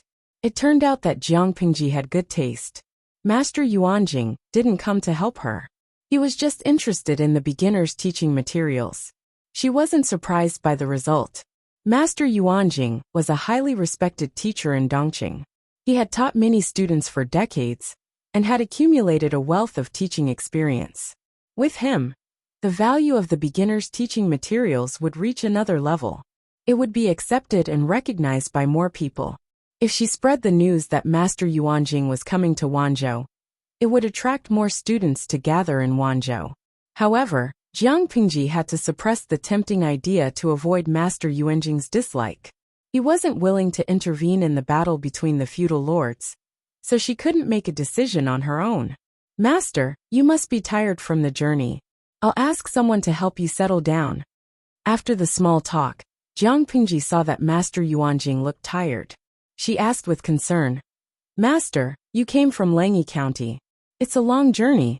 Why didn't you bring more people to serve you?" "I don't care about those things. Why would I need so many people to serve me?" Mr. Yuanjing smiled and said, "If I were 10 years younger, I would be able to travel alone. Now that I'm old, I've become a burden." Needless to say, when Master Yuanjing was young, he was also a ruthless person who fought along the way. He might be amiable now, but when he was young he killed a few bandits. As they were talking, there were unfamiliar footsteps approaching. Jiang Pingji looked in the direction of the sound and saw a slightly plump young man standing outside. Seeing Jiang Pingji look at him, the young man was stunned. He immediately bowed respectfully. Jiang Pingji smiled. "Senior Zuda, long time no see. Why are we so distant?" The young man's surname was Tang. His first name was Yao. His courtesy name was Zuda. He and Jiang Pingji had a bad relationship. Back in the day, they had a conflict at Jishan Hot Spring in Shangjing. Tang Yao stood up for 2 playboys who had offended Jiang Pingji. Of course, the conflict ended with Jiang Pingji's victory. Master Yuanjing even reprimanded Tang Yao. Later, Jiang Pingji went to Langyi to study. Tang Yao didn't like her. Although he didn't deliberately cause trouble, he always treated her coldly. Jiang Pingji realized that he meant no harm, so she did not take it to heart. In Jiang Pingji's memory, Tang Yao was a young man born in a gentry family. He was proud of his family background and bloodline, and he worked hard to protect this honor. From Tang Yao's point of view, Jiang Pingji was a weirdo in the circle of the gentry. Looking at it that way, it made sense that Tang Yao did not like Jiang Pingji. Tang Yao stood outside, hesitating to enter. The expression on his face was slightly stiff, and he did not dare to make eye contact with Jiang Pingji. Master Yuanjing found it funny and called out, "Zuda, come here." Tang Yao hesitated for a moment, but he did not dare to disobey his master's order. He walked steadily to Master Yuanjing's side and sat down. "Master." Tang Yao bowed to Yuanjing, then turned to Jiang Pingji and said, "Magistrate of Liuzhou." Jiang Pingji smiled. "I haven't seen you for a few years. Senior Zuda has become more mature." After saying that, Tang Yao's expression slightly twitched, but he didn't dare to refute. Master Yuanjing smiled and said, "Don't blame Zuda." He was shocked too. Surprised? It couldn't be. Was her face really that ugly? Master Yuanjing smiled and explained, A few months ago, I received news that Lanting is a girl. Zuda refused to believe it and insisted that it was slandered by others. Now that he saw Lanting in person, how could he not be shocked? Although she's a girl, she's still better than thousands of men. I see. In that case, it's my fault. Jiang Pingji recalled the 3 years she spent studying in Langyi County and could not help but laugh. There were probably many people who were as confused as Tang Yao. She studied in Langyi for 3 years. She thought she studied seriously, but in the eyes of others, she was still a model of ignorance and incompetence. There were even people who said she was a libertine, who slept with prostitutes, and secretly spread the rumor that she impregnated an unknown prostitute. Although it was a groundless rumor, and there was no concrete evidence, it could be indirectly proved that Jiang Pingji's reputation in Langyi was not good. Even though Jiang Pingji had left Langyi, many places still spread her legend.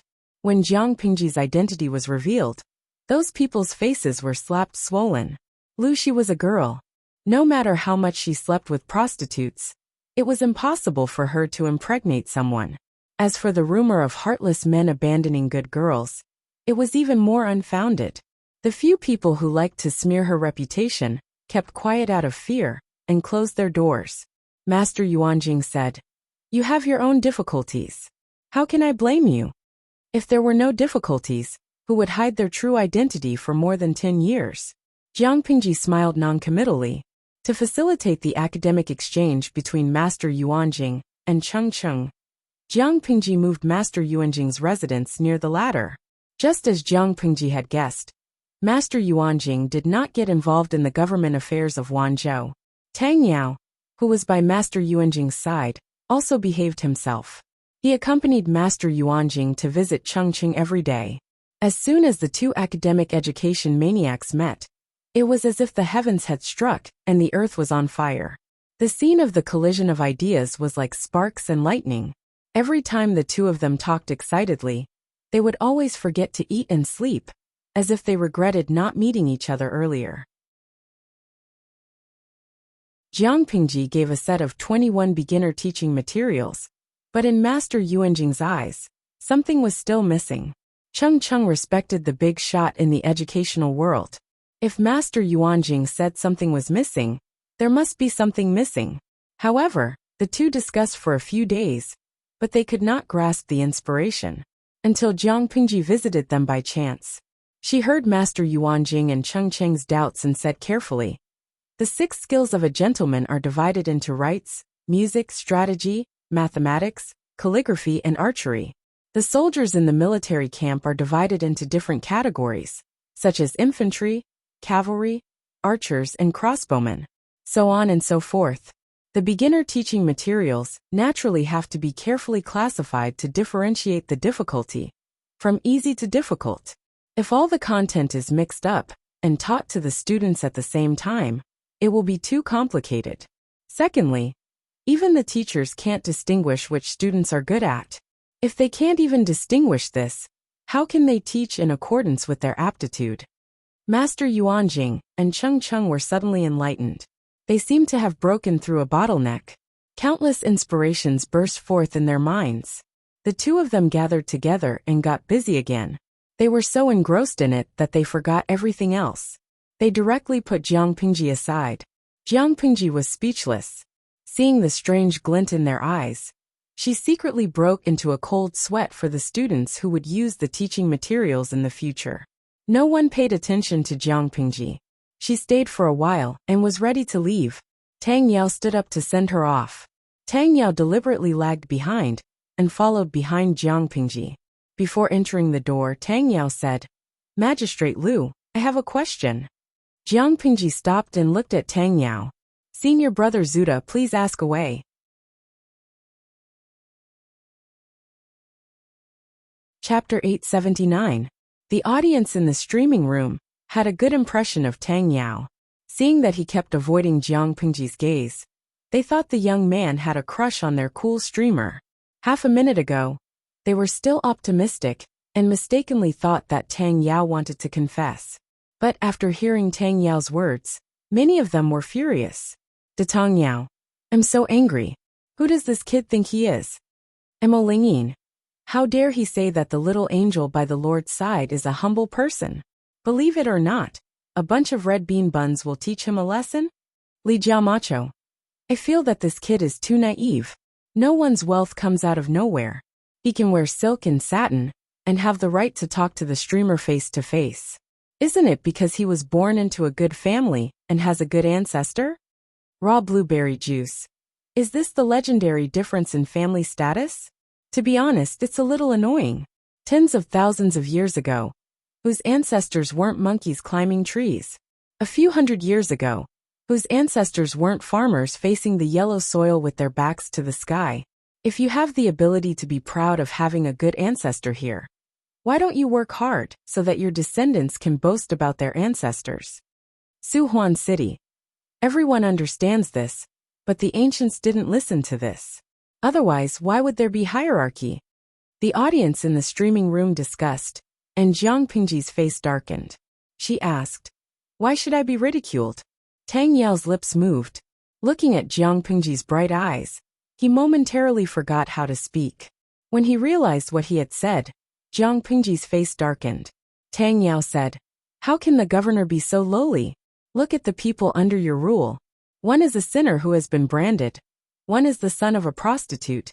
One is a mixed blood. And the rest are uncivilized, courageous, and unwise boors. Since it's a great matter to help the world, why do you need to work with such lowly and immoral people? If this matter is spread, the scholars of the world will naturally be ashamed." Jiang Pingji snorted coldly after hearing that. Tang Yao felt a slight chill on his back. He subconsciously took a small step back.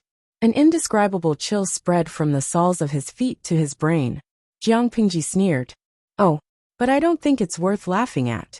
On the contrary, it's you who said it that's hilarious."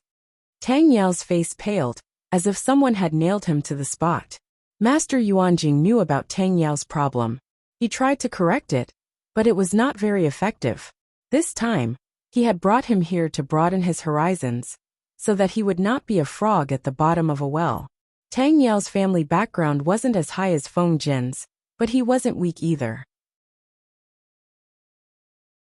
He grew up with a silver spoon in his mouth, and the people around him instilled in him the idea that his family's bloodline was noble, and that the aristocratic families were born to be superior to the poor. He slowly accepted this kind of brainwashing, and he felt that people from poor families were insignificant and without virtue, and that he shouldn't associate with them. It was because of his admiration for Yuan Jing that he became a disciple of the Langyi Academy. This was the first time his outlook on life was impacted. Master Yuan Jing paid particular attention to education without discrimination. He always insisted on teaching students in accordance with their aptitude. Therefore, his students had different backgrounds. Tang Yao never interacted with students who weren't part of the landowning households. It seemed very rude, but this kind of behavior was normal among landowning households. Tang Yao was furious. He originally wanted to befriend Jiang Pingji, but he didn't expect her to hang out with people from all walks of life. It was fine that she didn't want to learn, and she slept with other women, but she had the bad habits of eating, drinking, and gambling. She behaved rudely, and she didn't have the slightest moral integrity that a landowning household should have. Jiang Pingji looked at Tang Yao coldly. "The sinner you mentioned, his birth mother was killed by a domineering country gentleman. As a son, how can he be indifferent? When an ordinary man is angry, blood can be spilled. Is it wrong for Xiaoyu to stand up for his mother?" Tang Yao was speechless. His birth mother was killed, and as a son he was indifferent. Wasn't that extremely unfilial? An unfilial person was an animal. As for the son of a prostitute, if it weren't for such an unfilial and unfaithful animal, would the women in the brothel still have feelings for him and get pregnant? The mistakes of parents don't implicate children. You said that Wen Zheng was a mixed blood. But in the end, wasn't it because the nobles of Dongqing were cowardly and incompetent? So their land was invaded by foreign clans, and their people were humiliated? If it was a humiliation, shouldn't those nobles, who held their positions without doing any work, commit suicide to apologize? Tang Zuda, I can still listen if you criticize them based on their talents. Using such an excuse to attack others is really the behavior of a despicable person. Tang Yao stood rooted to the ground after being scolded by Jiang Pengji. His ears were ringing. He wanted to refute, but the words were at the tip of his tongue, but he couldn't say them. Jiang Pengji continued. You said that the generals under me are all uncivilized, brave but not astute? That's a big mistake. If it weren't for them fighting in the north and south to quell the calamity of the Tsingyi army and the Red Lotus group, Wanzhou today would just be purgatory on earth. Tangzuda. Have you ever seen the tragic sight of white bones exposed in the wild, and no rooster crowing for 1,000 miles? I don't want to hit you, but with your body, I'm afraid you can't even withstand one of my fingers. In conclusion, Tang Yao, who was neither good at literature nor martial arts, had no right to criticize her little princesses. Jiang Pengji added one last stab. The old people often say, when you drink water, don't forget the person who dug the well. The grains you eat, the clothes you wear, every grain, every stitch and thread. What do you get from your own labor? These are all the hard work of ordinary people. From the beginning to the end, have you ever put in any effort? Have you ever shed a drop of sweat? In that case, are you considered an ungrateful person? After saying that, Jiang Pengji snorted coldly, turned around and left, leaving Tang Yao rooted to the ground. Tang Yao followed Master Yuanjing and left Langyi. As they hurried along, they traveled and studied. He, who lived in an ivory tower, finally saw the cruel scene outside the ivory tower. The wild wolves and firedogs were so hungry that they were emaciated. In order to find food, they had no choice but to search for human bones on the ground to satisfy their hunger. The damaged white corpses were half covered and half exposed in the wilderness. In a trance, they seemed to be able to hear the mournful sobs of lonely souls. The refugees on the road had lost their humanity under the oppression of life. They could do all kinds of inhumane things. Such a miserable scene caused people to panic in their hearts. After entering the territory of Wanzhou, it turned out to be another paradise on earth. After asking carefully, Tang Yao discovered that the people had put those humble people on a pedestal. Some people even set up longevity tablets for them in their homes. Feng Jin, Wei Ci, Feng Zhen, and the others were all from gentry families.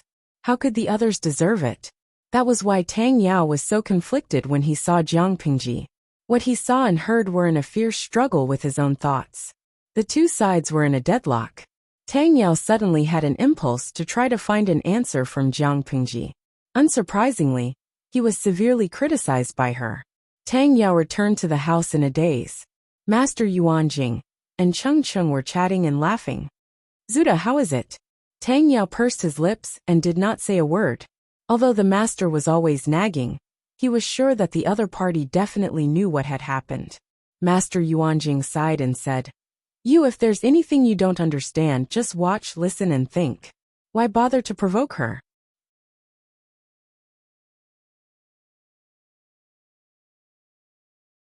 Chapter 880. Tang Yao still had no reaction. He looked at the dejected Lu Shi, like a defeated rooster. He had lost all his vigor. Cheng Cheng's gaze shifted between the two of them, as if he was curious about what the teacher and student were up to. After a few breaths, Tang Yao said dejectedly, I meant well. Although the boy's words were harsh, Tang Yao didn't mean any harm. Jiang Pengji had either been fighting or preparing for war all these years. She didn't attend gatherings between the gentry, so she didn't know what others thought of her. Tang Yao was different. He kept in close contact with the gentry, so he was well informed about all kinds of gossip. Lu Shi was the legitimate son of the Lu family in Hejian. No, the legitimate daughter. She had a rather noble background, but she didn't want to improve herself. She spent all her time with a group of lowly and immoral people. Tang Yao often heard people talking about her behind her back. Everyone said they were ashamed to be associated with her. Based on Tang Yao's worldview and standpoint, there was nothing wrong with those words. The noble families and the commoners were originally people of two different worlds. Yuanjing said, that person's honey is my frost. Tang Yao said, but. His lips moved as if he wanted to say something, but he swallowed the words that were hovering on the tip of his tongue. Tang Yao was confused. Had Lu Shi not discovered the crux of the problem? What crux? Why were there so few people seeking refuge with her? In terms of fame, fortune, birth, and prestige, her overall conditions weren't worse than others. Even though she was a woman, Dongqing wasn't Zhongzhao.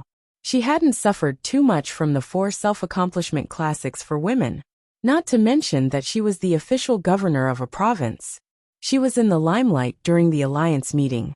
With such good conditions, why were there so few gentry families willing to seek refuge with her?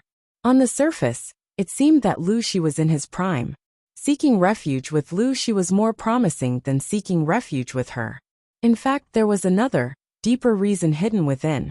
How many of the people around Jiangpingji were from proper aristocratic families? The civil officials were divided equally. Feng Jin, Wei Ci, and Feng Zhen were from gentry families. But other than Feng Jin, the other two's families had fallen. As for the generals, the situation was even worse. Except for Luo Yue, who was somewhat promising, the others were all wiped out. Therefore, in terms of power structure, 80% of Wanzhou was made up of people from poor backgrounds. In the eyes of those proud and arrogant landowning households, this was just a group that couldn't be shown in public. Those aristocratic families who valued bloodlines and insisted on family status were not even willing to share the same room with people of humble origins. To put it bluntly, they would feel disgusted even if they breathed the same air, not to mention working under a lord and being suppressed by someone of humble origins. How could they tolerate this? This was absolutely intolerable. Not every landowning household was as noble as the Feng family and had a clear understanding of themselves and the general trend of the world. This was also the reason why the Feng clan had been able to survive for 1,000 years.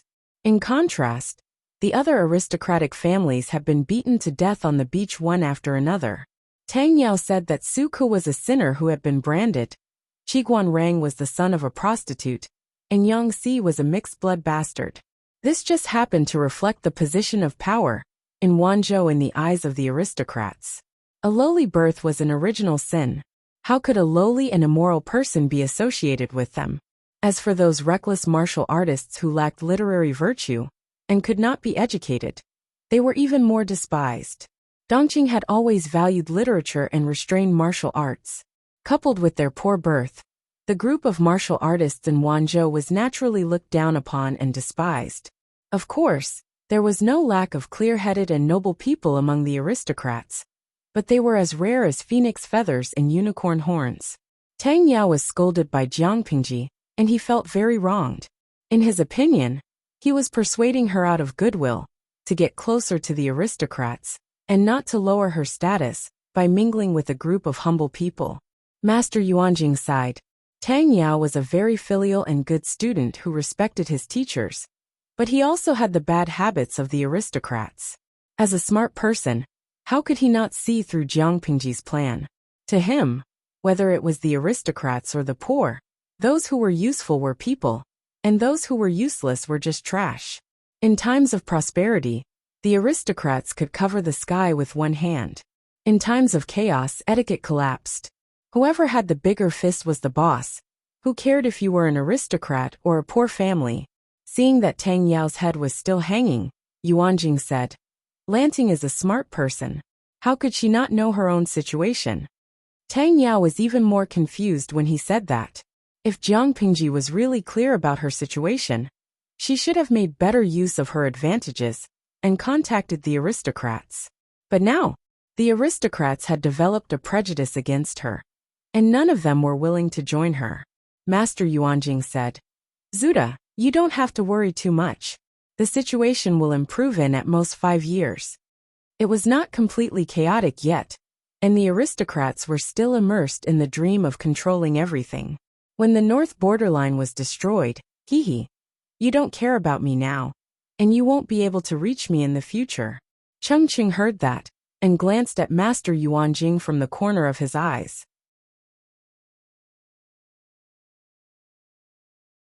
Chengqing and Jiangpingji were like teachers and friends. He vaguely knew about the latter's plan. He did not expect the teacher in Langya County to be able to see through everything so keenly.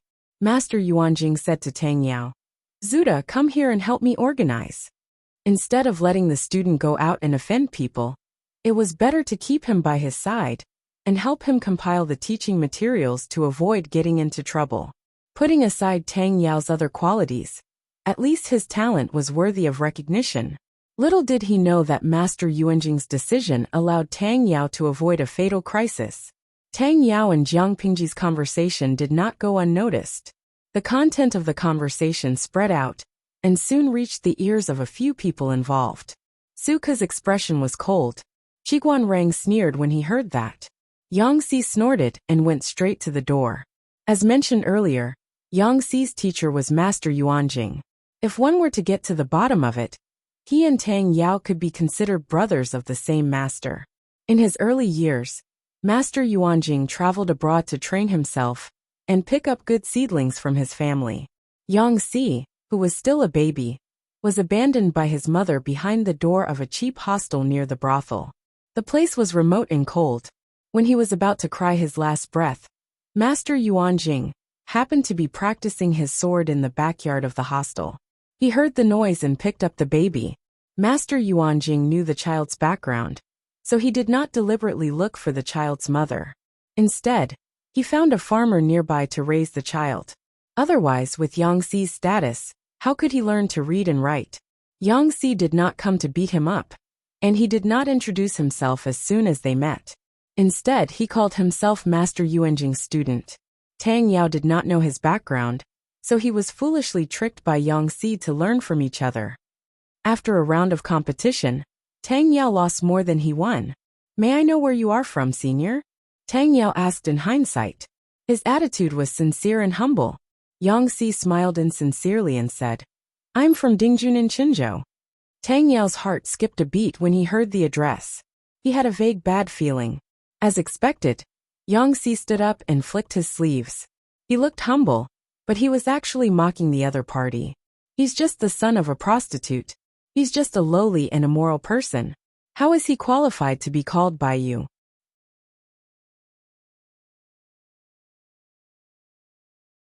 Chapter 881. Yang Si seemed calm, but in fact, he was a hot-tempered person who refused to suffer losses. Wei Si owed him 1 copper coin worth of buns, and Yang Si could also remember it well. With the compound interest, it turned into several strings of cash. He even dared to trick his best friend, let alone a brat who spoke rudely to him. If it were not for Master Yuanjing and the Lord, Yang Si would definitely not let it go so easily. By the time Wei Si heard about Tang Yao's incident, the weather had already turned completely cold. He carefully recalled and could not help but sigh. Yang Si and Tang Yao were destined to be enemies. In his previous life, both Yang Si and Tang Yao served under Huang Song. At that time, the world was already in chaos, and the 5 kingdoms were no more. The wars between the feudal vassals became more and more intense, and the aristocratic families all took sides. Tang Yao, who had a deep prejudice against the poor, had no choice but to become an official for the sake of his family's grand plan. He chose Huang Song, who was one of the most powerful people at that time. As soon as Tang Yao arrived at Huang Song's camp, he was put in an important position and made contributions twice. He was born into a landowning household. With his addition, the landowning household under Huang Song's banner suddenly grew in power. As the lord, Huang Song did not mediate in time, inadvertently exacerbating the conflict between the two forces. The two factions fought openly and covertly, and the battle situation became more and more intense. During one of the celebratory banquets, Huang Song shared some fine wine with everyone. Tang Yao was so happy that he couldn't help but drink too much. In public, not only did he point at the mulberry tree and scold the locust tree, he even quoted classics to ridicule him as the son of a prostitute, causing Yang Si to be put on the spot. After this incident, the two of them became sworn enemies, and they were as incompatible as fire and water. At that time, the emperor had already gotten rid of the Su family and launched a sneak attack on Shui, who had a weak military force. The conflict between her and Huang Song had been made public. After the two sides rested and reorganized, they tacitly gathered their forces and prepared for a battle to the death. The frontal battlefield was in a stalemate, So His Majesty placed the breakthrough point of the battle on the weaker flank. Coincidentally, Yang Si and Tang Yao were arranged to be together. His Majesty took advantage of Yang Si's gluttony and deliberately sent people to contact Yang Si and deliberately let Tang Yao see it. Everyone in Huang Song's faction knew that Yang Si was a picky eater. There were very few foods that could be approved by his picky tongue. At first Huang Song scoffed at this. This kind of lowly method of sowing discord was completely ineffective. It was fine if it happened once or twice, and Yang Si had personally explained it to Huang Song. But what if it happened more often? Many a little makes a mickle. The snowball of suspicion was getting bigger and bigger. Coupled with Tang Yao's provocation, Yang Si's situation was worrying. Even though Yang Si righteously rejected the sugar-coated bullet later, Huang Song's suspicion of him had already taken root. After that, His Majesty took the counselor's advice and played a hat trick. He successfully killed some of Huang Song's elites and asked the best calligrapher to imitate Yang Si's handwriting to write a specious letter to the enemy. Then he deliberately exposed the flaws to Tang Yao. Since Tang Yao had obtained the evidence, he naturally wouldn't let go of this opportunity easily. On the other hand, His Majesty had sent an undercover agent to secretly leak information to Yang Si, telling him to escape as soon as possible. After a whole set of punches, there was no place for Yang Si to hide under Huang Song's tent. His Majesty tricked Yang Si and weakened the flank defense line in disguise. Using this as a breakthrough, he fought bravely. Because of these experiences, Wei Si's heart ached for Yang Si. It wasn't a big problem to have a little bit of a hobby, but unfortunately, he met a black-hearted opponent and a pig-like teammate. After Huang Song was defeated, Yang Si still held a grudge and returned all the humiliation he had suffered in the past to Tang Yao. Tang Yao couldn't bear the humiliation and committed suicide by hitting the wall. In this life, looking at the situation, although the two of them had conflicts, their feud wasn't too deep. At least, it wasn't to the point where they would fight to the death. Considering their relationship with Master Yuanjing, they probably wouldn't completely kill him, right? Wei Si's guess was right. The two of them would indeed not have a death feud. However, Tang Yao had also offended Su Ku and Qiguan Rang. Su Ku had a good temper and didn't care, but Qiguan Rang's resentment was no less than Yang Si's. Fortunately, Master Yuanjing had already decided to keep Tang Yao by his side and write the book seriously. He would make full use of Tang Yao's strengths and avoid competing with Qiguan Rang and the others on the same stage. In this way, there wouldn't be many opportunities for them to have conflicts, and they wouldn't fight to the death. This year was the second year of the farming system. God was especially kind, and there was abundant rain, so Wanzhou welcomed a rare bumper harvest. According to the rules of the farming system, the state government could receive 30 to 40% of the food. Even so, the amount of food left in the hands of the people was more than twice as much as before. The taxes collected by the state government filled the warehouse to the brim. According to Su Ku's calculations, it was enough to support Wanzhou's expenses for 3 years. When Jiang Pingji received the news, she had already taken Qiguan Rang and the others to Chongzhou. Yang Si went to Hu County according to the original plan. Feng Jin and Su Ke stayed in Wanzhou to look after the house. Of course, looking after the house in a place like Wanzhou wasn't an easy job. Feng Jin looked at the blueprint of the golden scale pavilion that his lord had left behind. He was so angry that his vision turned black. He deeply regretted making such a bad friend. Apart from the huge project of the golden scale pavilion, he and Su Ke had to receive famous scholars and big shots from all over Dongqing.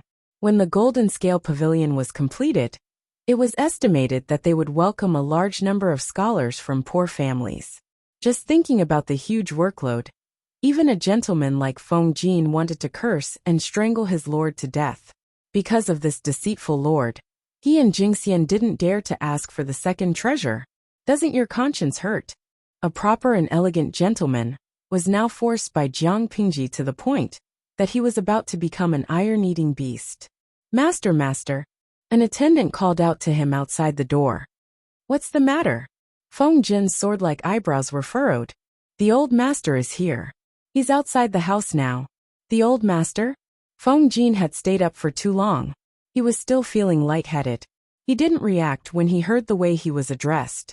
Wait, Feng Jin shuddered, and woke up in an instant. Why is father here? Wasn't the old master referring to his father? Feng Jin hurriedly put on his wooden clogs, and hurriedly went to the door to welcome his father, Feng Ren. The attendant at the side secretly complained, but he didn't dare to stop Feng Jin. He could only accept his fate and follow. The travel-worn Feng Ren saw his second son's untidy clothes and untidy hair. His expression was a little strange. Feng Jin was speechless. Feng Ren received the beginner's teaching materials earlier than Master Yuanjing, but he arrived in Wanzhou nearly a month later than him.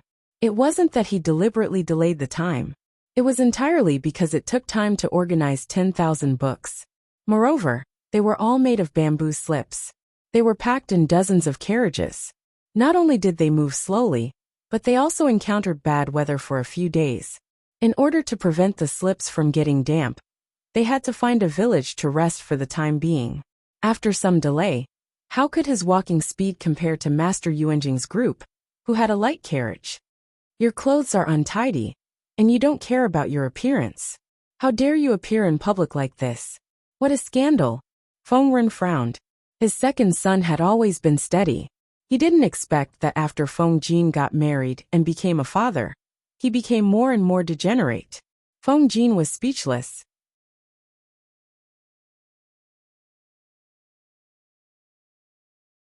Chapter 882. Before late autumn, Jiang Pengji successfully arrived at the Chongzhou capital with more than 10,000 troops and horses, and the little princess's resentment buff. Chongzhou was more northerly than Wanzhou, and the omen of winter could already be felt.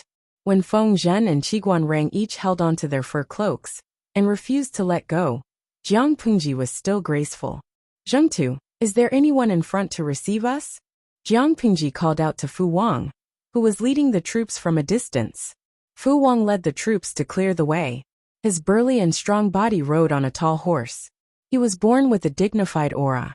However, such an extraordinary and valiant man had now furrowed his brows into a knot. Just by looking at his face, outsiders could tell that he had a lot on his mind. Hearing his lord's call from behind, Fu Wang's heart overflowed with anxiety. Jiang Pengji knew what he was anxious about. Fu Wang seemed to miss Huijun very much. He often sent her all kinds of things through the hands of others. Sometimes it was rouge and face powder that women liked. Sometimes it was brightly colored silk satin. Sometimes it was just 1 or 2 bunches of ordinary wild flowers. Occasionally, he even copied some interesting words for her. If he received something good, he would not forget to send it to her. However, no matter how Fu Wang tried to be friendly, Huijun avoided meeting him. What a joke! How could she let him see her appearance? Counting from the end of April, she was almost 5 months pregnant. She could not use the excuse of getting fat to coax a child to fool Fu Wang. Instead of being caught red-handed by him, it was better to continue hiding and wait until she gave birth to the child. Unfortunately, man proposes, God disposes. The weather was nice that day. Huijun was pregnant and prepared to carry books to the courtyard to read in detail to recharge herself. She did not want to be a burden to her Langjun. After the child was born, she still had to find a way to make a living and support her mother and son. Jiang Pengji knew her plan. She turned around and got Huijun a precious teaching material on arithmetic. I forgot to mention that ever since Jiang Pengji suggested the division of subjects, Cheng Cheng and Master Yuanjing forgot to eat and sleep. They referred to the formula of arithmetic that Jiang Pengji gave them and searched for ancient books on related subjects. They came up with a rough teaching material on basic arithmetic. If Huijun learned well, he could arrange for her to learn from Suku after she gave birth and learn how to manage the household affairs. Just as she was charging, she realized that a large patch of dark clouds had descended on her head. When she looked up, a tall and burly general stood in front of her, blocking the sun above her head. The other party's tiger eyes stared at her lower abdomen in confusion. His whole body froze on the spot, motionless, as if someone had pressed the pause button. At that moment, Huijun was so shocked that her soul almost left her body. This face, she was not dead. Hui Jun was so frightened that she did not even bother to put on her wooden clogs. She got up and pushed Fu Wang away, running barefoot into the house. Fu Wang. Hui Jun was not as tall as Fu Wang. Not only were her legs shorter, but she also had to take care of the child in her belly. So she did not dare to run too fast. Before she could take 2 steps, Fu Wang grabbed her by the collar and pulled her back. Mine. Fu Wang stared at her stomach and raised his eyebrows. Hui Jun did not say a word. Fu Wang picked her up and placed her in the corridor. He then picked up her wooden clogs. Forget it, it's yours anyway. Fu Wang had been in Wanzhou for some time. Although Jiang Pingji had long concealed Hui Jun's identity, if Fu Wang was determined to investigate, he would more or less find out something. Moreover, when Fu Wang met Hui Jun, she was still the empress of the Dongqing emperor. I'm going to Chongzhou with the Lord to prepare for the war. I'm afraid I won't be back for a few years, so I wanted to come and see you. He did not expect her to give him such a big surprise. He was almost scared out of his wits. Hui Jun did not speak. She only used her right hand to cover her stomach, and her left hand to tightly grasp the teaching materials that Jiang Pingji had given her. I've asked the Lord. You're unmarried now. The Dongqing emperor was completely dead, and the 4th prince Wu Majun was only left with a skeleton. Hui Jun should be considered a widow now. Since she was a widow, she was unmarried. After a while, Fu Wang tried to reach out to touch Hui Jun's stomach. She was so scared that her whole body tensed up. When I come back, I'll teach him martial arts and reading. I won't let you work too hard. If you run into any trouble, take this to my former deputy general. He's stationed here now. If he sees this thing, he'll definitely help you if he can. Hui Jun looked at Fu Wang with a strange expression. He was not even sure who the child in her stomach belonged to. How dare he say that? Fu Wang was talking to himself. Hui Jun said with slight awkwardness, General Fu, what do you mean? You've accepted all the things I've given you over the past few months. After hearing that, Hui Jun almost could not react. She thought that Fu Wang's first reaction when he saw her was to take something and chop her into pieces to vent his anger. At Jiamen Pass, if she had not purposely set a trap for Fu Wang, even if he had lost, he would not have lost so badly. She did not think that this man was really interested in her. Fu Wang passed the token that he always carried with him to her hand. He said a few words in a hurry, then climbed over the wall and left. Hui Jun was speechless. She was wondering how Fu Wang, this uncouth man, could sneak in without a sound. Did he climb over the wall? Thinking of this, Hui Jun could not help but frown. Lecher, you actually think that the Lord's backyard is your home? Fu Wang liked Hui Jun. Knowing that she was pregnant, he changed the things he usually gave her to good medicinal herbs that were gentle and nourishing. As for whose child Hui Jun was, he did not think much about it. Song Prefecture was located in the north, and part of it was bordered by the mutated tribe. The mutated tribe was fierce and often killed people. The border was in constant chaos, causing women to lose their husbands and children to lose their fathers. After many women lost their husbands, they would still bring their ex-husband's child to marry their current husband. The current husband was also generous to his stepson, and most of them treated him like his own. This was because no one knew when something would happen to them. Raising their stepson seriously was no different from raising their own son. Fu Wang had been raised by a pack of wolves, and his adoptive father Fu Yang had brought him along. He had lived in such a tough environment for more than 10 years. Under the influence of what he saw and heard, Fu Wang did not feel too conflicted. As long as Hui Jun was his, then Hui Jun's child would also be his. He was currently preoccupied because when he left, he had sneaked a look at Hui Jun and found that her belly had grown a lot bigger. Fu Wang had once seen a woman give birth, and that had been a psychological scar for the rest of his life. There was a peasant family at the border. The husband had recently passed away, and the wife, who was more than 9 months pregnant, could only manage the household and bear the heavy burden of field work. Unexpectedly, she was too tired, and her amniotic fluid broke, and she was about to give birth on the spot. At that time, Fu Wang was still living with the wolf pack. Because it was autumn, it was not easy to find food, so he could only leave the wolf pack's territory and search for prey further away. Coincidentally, he met the woman lying in the field, her legs wide open. A baby's head with fetal hair was slowly coming out of her womb. The young Fu Wang was so scared that he was sweating all over.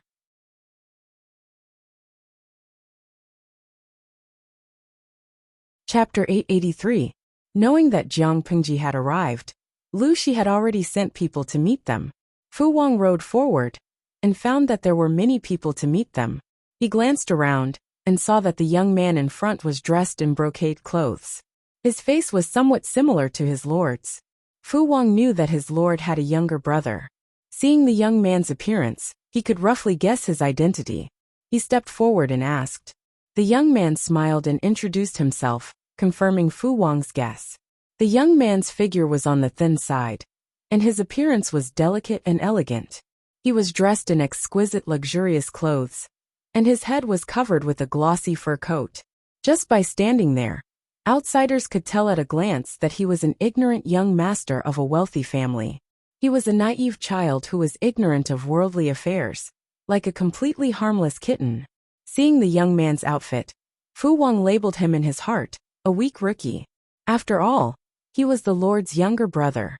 Fu Wang got off the horse and bowed to him. I heard that my sister is here. Can you take me to see her? The young man quickly helped Fu Wang up. His smile was pure and clean, just like the pure white snow on the mountain peak. It made people unwary. Fu Wang had never heard that his lord was close to her younger brother, but he had never heard any bad rumors either. Seeing that the young man was so excited and eager, Fu Wang's cold expression softened slightly. He stood up straight. His tall and burly body made the young man feel inferior. Of course, Fu Wang got on the horse again. The young man also asked his servants to bring his mount over. His movements were clumsy, and he climbed up the horse with some difficulty. Because of the waste of time, the young man smiled at Fu Wang a little embarrassedly after he sat down. General, please lead the way lest my sister gets anxious. Fu Wang didn't comment. He led the young man to see Jiang Pingji. The young man sat on the back of the horse. He held the reins with one hand and clumsily pressed his hair scarf with the other. He used his arm to block the whistling autumn wind. Seeing that, Fu Wang could not help but label the young man as a good-looking but useless vase. He was a man, but he was so rusty in horsemanship. It was really embarrassing. Fu Wang silently led the way and brought the young man to Jiang Pingji. When the young man slowly appeared in the camera range of the streaming room on a tall horse, the audience was already screaming. Xiahou Zixuan. Oh my god, I just saw my first love. Lian Mianzi. How shameless. That's my baby's fiancé. Which little b asterisk th wants to snatch him from my baby. Nongfu Shangquan Yudiangshuan. Don't you think that this young man looks a bit like the streamer? I remember that when the host was studying in Langi, he was also dressed like a rich young man, and it was even more similar when he was riding a horse. However, their auras and mental appearances were different. The host was even more spirited.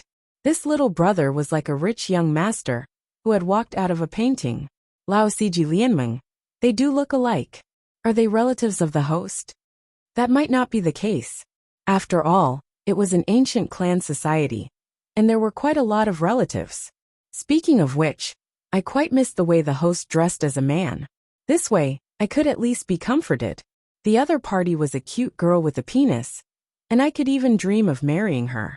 Now that he had changed into women's clothing. It was a long story. Cafeteria Dafinanti.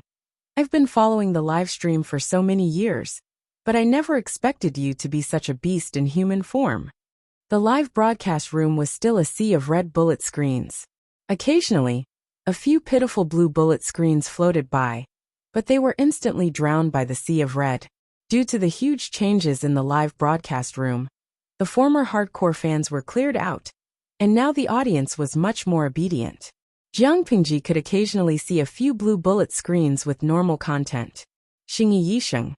Someone told me that the host of this live stream has changed, but I didn't believe it.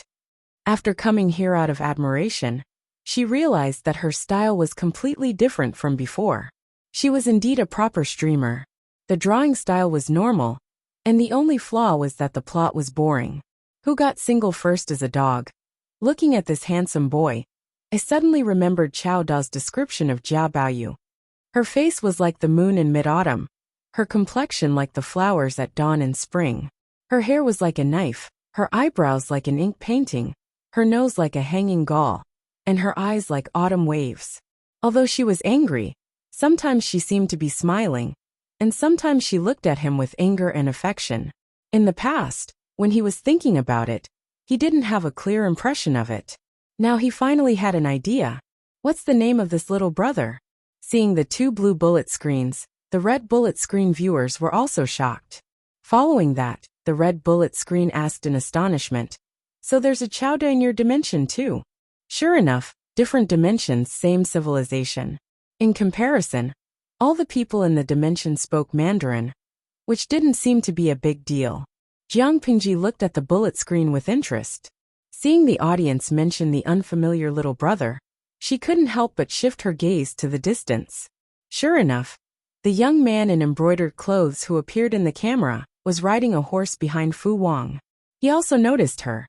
When their gazes met, Jiang Pingji could clearly feel the joy emanating from him. "Sister," the young man in embroidered clothes shouted from afar. He rode the horse a few steps faster than he was familiar with. Then he climbed down from the horse's back with difficulty. Fu Wang watched from the side. He couldn't bear to look at him, so he simply stepped forward to help him, saving the young man from falling off the horse. Jiang Pingji looked at the face of the young man in embroidered clothes and nodded in response. Speaking of which, this was the first time she saw this brother of a concubine after so many years of transmigration. From his appearance, he looked like a typical member of the Liu family. Jiang Pingji recalled the children of the Liu family she had seen in her mind. Almost none of them were ugly, because the young man's eyebrows and eyes were not fully grown. He had a bit more innocence and childishness, which made him more likable. "Sister, father has already prepared a banquet and is waiting for you in the manor. He has been asking why you haven't come yet for the past few days, so he asked me to wait outside the city every day. Finally you have come." The young man in embroidered clothes said so much in one breath. His breathing was a little rushed, and his cheeks were a little pink. He looked even more delicious and moving. The strange aunties and strange uncles in the streaming room were already hungry and thirsty. "Really? Didn't I already send someone to inform you? Why does father still ask you to wait outside?" Jiang Pingji's words were not pleasant to hear. Fu Wang, who was at the side, heard it. His gaze swept between her and the young man in embroidered clothes. It seemed that the relationship between the brother and sister was not good. That was true. How could one be compared to the daughter of a concubine and the son of a concubine? Even if this son of a concubine was Lu Shi's only son, his lord was so promising. Wasn't it better than having an idiot son? The face of the young man in embroidered clothes froze. He seemed to be a little depressed, but he quickly recovered his enthusiasm. Even if Jiang Pingji's attitude towards him was cold and implied that Lu Shi did not treat him well, he did not say anything. After all, it was the truth.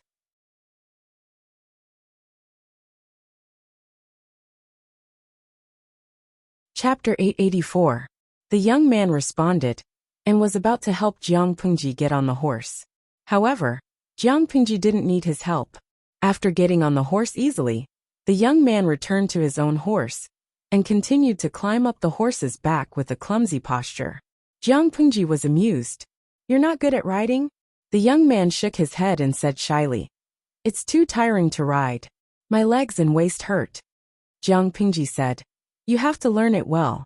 You can't neglect it just because you're afraid of pain and tiredness." The young man smiled. "You're right. I'll learn it well." Jiang Pingji followed him and saw the smile on the young man's face. She couldn't help but ask him, "Although you and I are brother and sister and live in the same house, we haven't seen each other for years. Our relationship is weak. But looking at you, you seem to like me very much?" Her question was quite straightforward and to the point. The youth in embroidered robes was dumbfounded. After all, even if they didn't have a good relationship, they had to pretend in front of outsiders. Why would they see through the facade? The young man thought about it and answered honestly. He said, "Although you haven't seen me before, I often hear about you from the servants. I've been longing for you for a long time.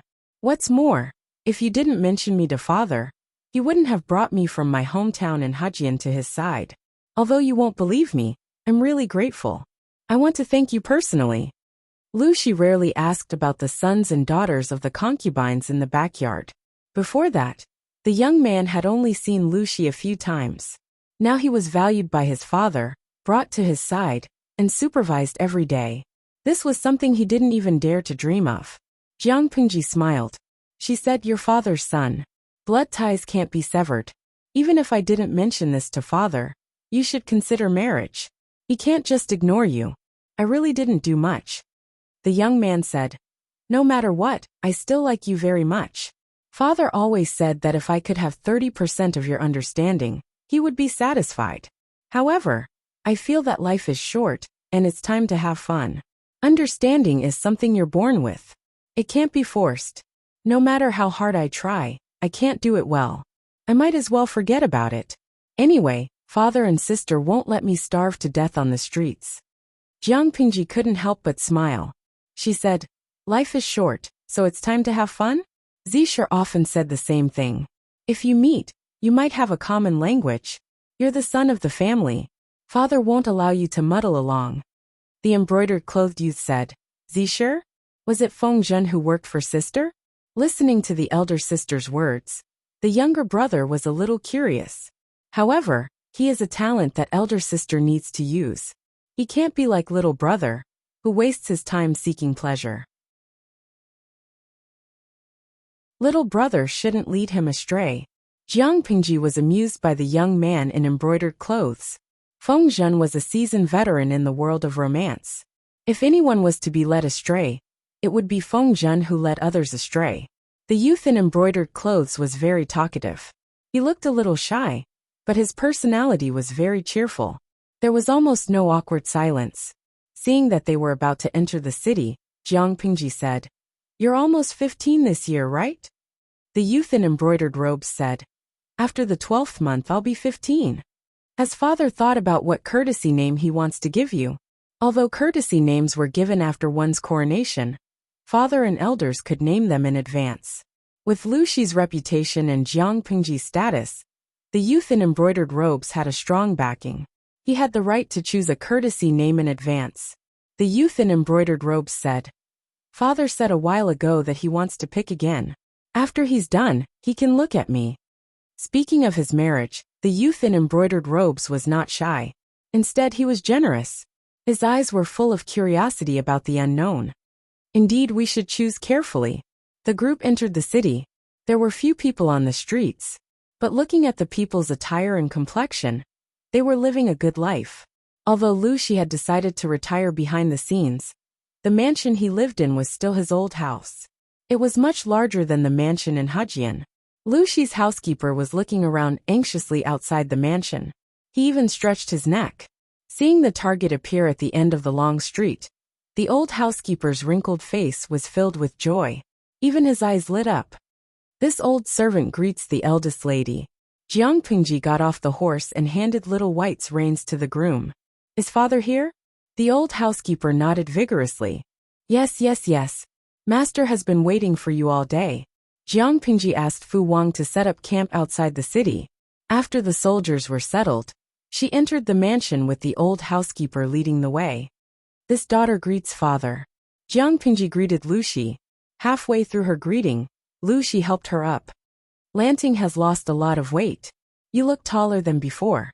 Jiang Pingji was only half a head shorter than Lu Shi, and half a head taller than her brother. This height was not considered short among men, not to mention that she was a woman. She really stood out from the crowd. Whether it was Jiang Pingji or Lu Shi, neither of them liked to stir up emotions. The youth in embroidered robes said, "Father, I think she is tired from the long journey. Why don't you ask someone to prepare some hot soup and help her change?" Lu Shi said, "Zhao is right. I was too careless." Then he called for the servant girl. Jiang Pingji closed the streaming room and went to wash up with the servant girl. "This room doesn't look like it was cleaned recently. The servant girl said, "It has always been here. Master has prepared it for you since he came here." Jiang Pingji looked down. "Thank you, father." She took a good bath, and the servant girl brought in luxurious clothes and turtle shell jewelry. After dressing up, she looked at the woman in the bronze mirror and curled her lips stiffly. It was the first time she dressed up like a woman since her transmigration. She put on makeup and put on the best clothes. She and the youth in embroidered robes looked like sister and brother. It was as if they came from the same womb. Jiang Pingji looked down and picked up a sandalwood brocade fan from the servant girl's plate. "Let's go." Jiang Pingji went to the main hall and found a few unfamiliar faces there. They were all dressed in formal attire. Lu Shi was talking to them. When he saw Jiang Pingji, he quickly got up. He said, "Lanting, come to your father's side." Jiang Pingji walked over, and the middle-aged men all looked at her with scrutinizing eyes. They all had the same question in their eyes. Was this the woman chosen by the magistrate of Liuzhou? Some people snorted disapprovingly, some were deep in thought, and some closed their eyes. They behaved like outsiders. Jiang Pingji did not need Lu Shi to introduce them. She knew that they must be related to the aristocratic families of Chongzhou. You're tuning in to the Li Mei's Wuxia Whispers YouTube channel. We're so grateful for your support, and don't forget to subscribe to join us on this incredible journey through captivating stories. Your generosity through donations truly makes a world of difference, as it's the primary source of revenue that allows me to expand and enhance this channel for you. Thank you from the bottom of my heart for being a part of this adventure.